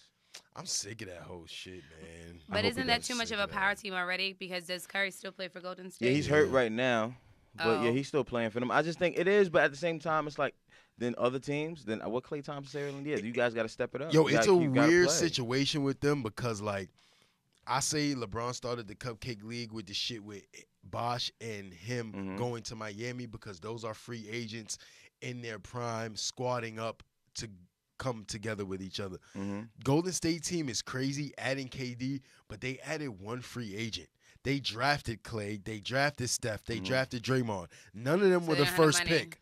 None of Yeah. them were the first pick. And I Nope. forgot the list of the teams, but they're like 7 other teams they do that have drafted money. before Golden State in all of those drafts that could have had Draymond Green, Steph Curry and Klay Thompson too. So your organizations are just bad and your scouting is just bad because you didn't draft these guys. It's not like they got the number 1 pick 4 years in a row and just added all of them. Like, their fucking organization is just good. They scouted extremely well and hit grand slams on all of their picks. And I just think also too is to point out, like, they had one lottery pick, which is Steph Curry. That's it.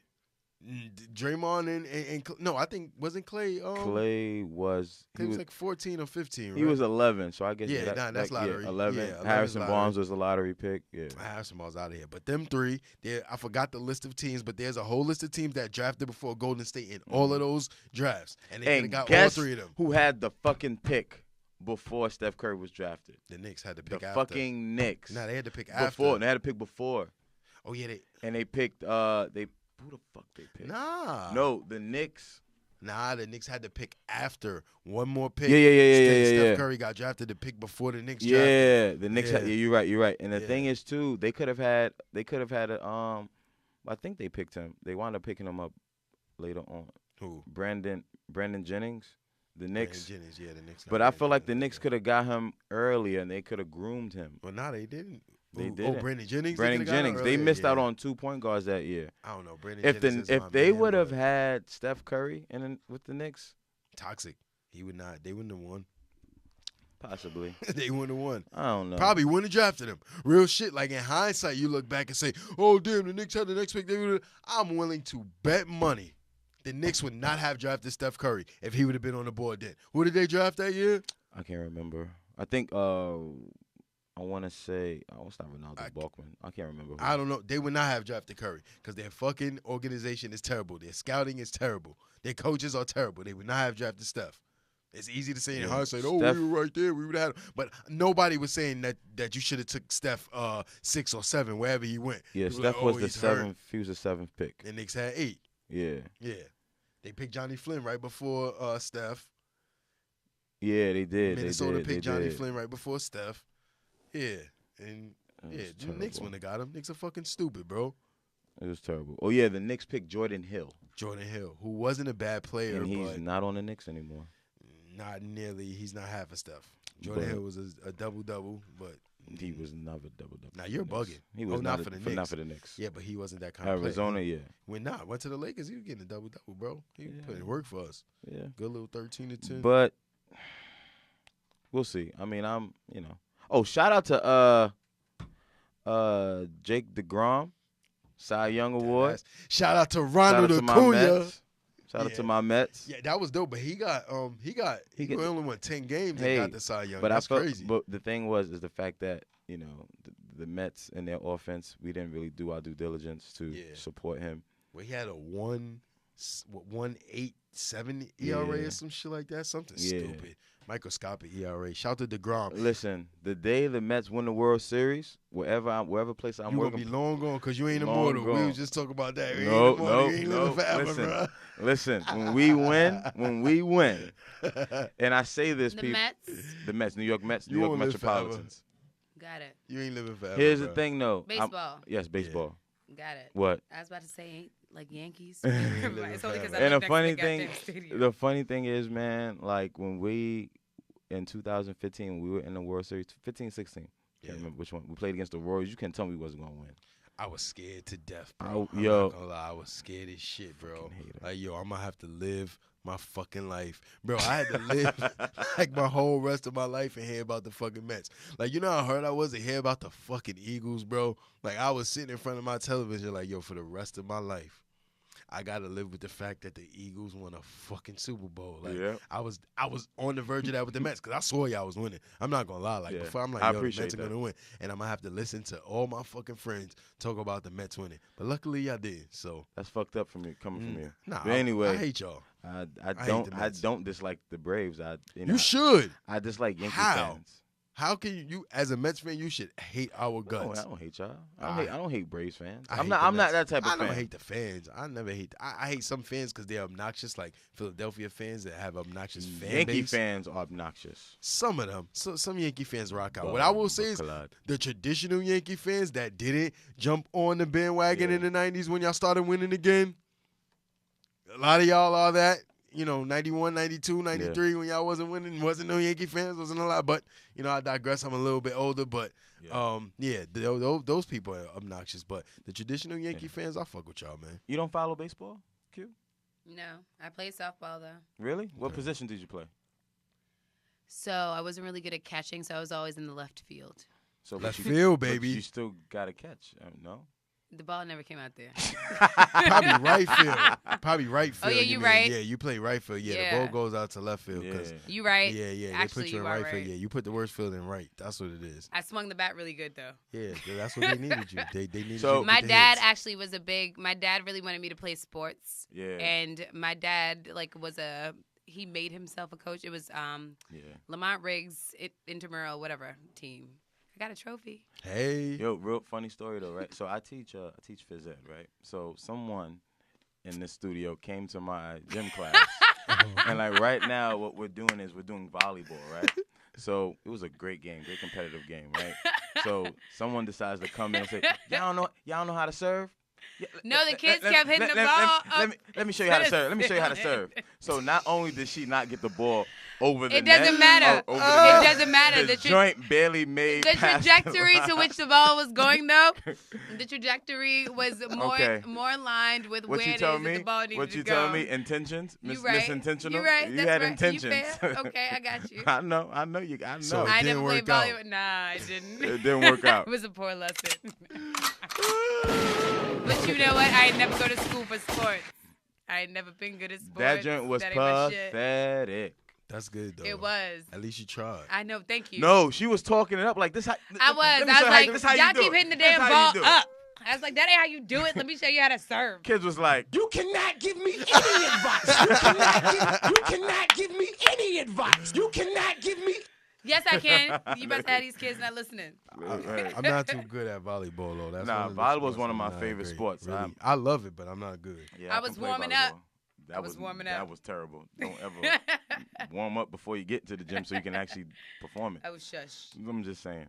But yo, next week will be episode 12. Episode 12. Next week is gonna be Thanksgiving.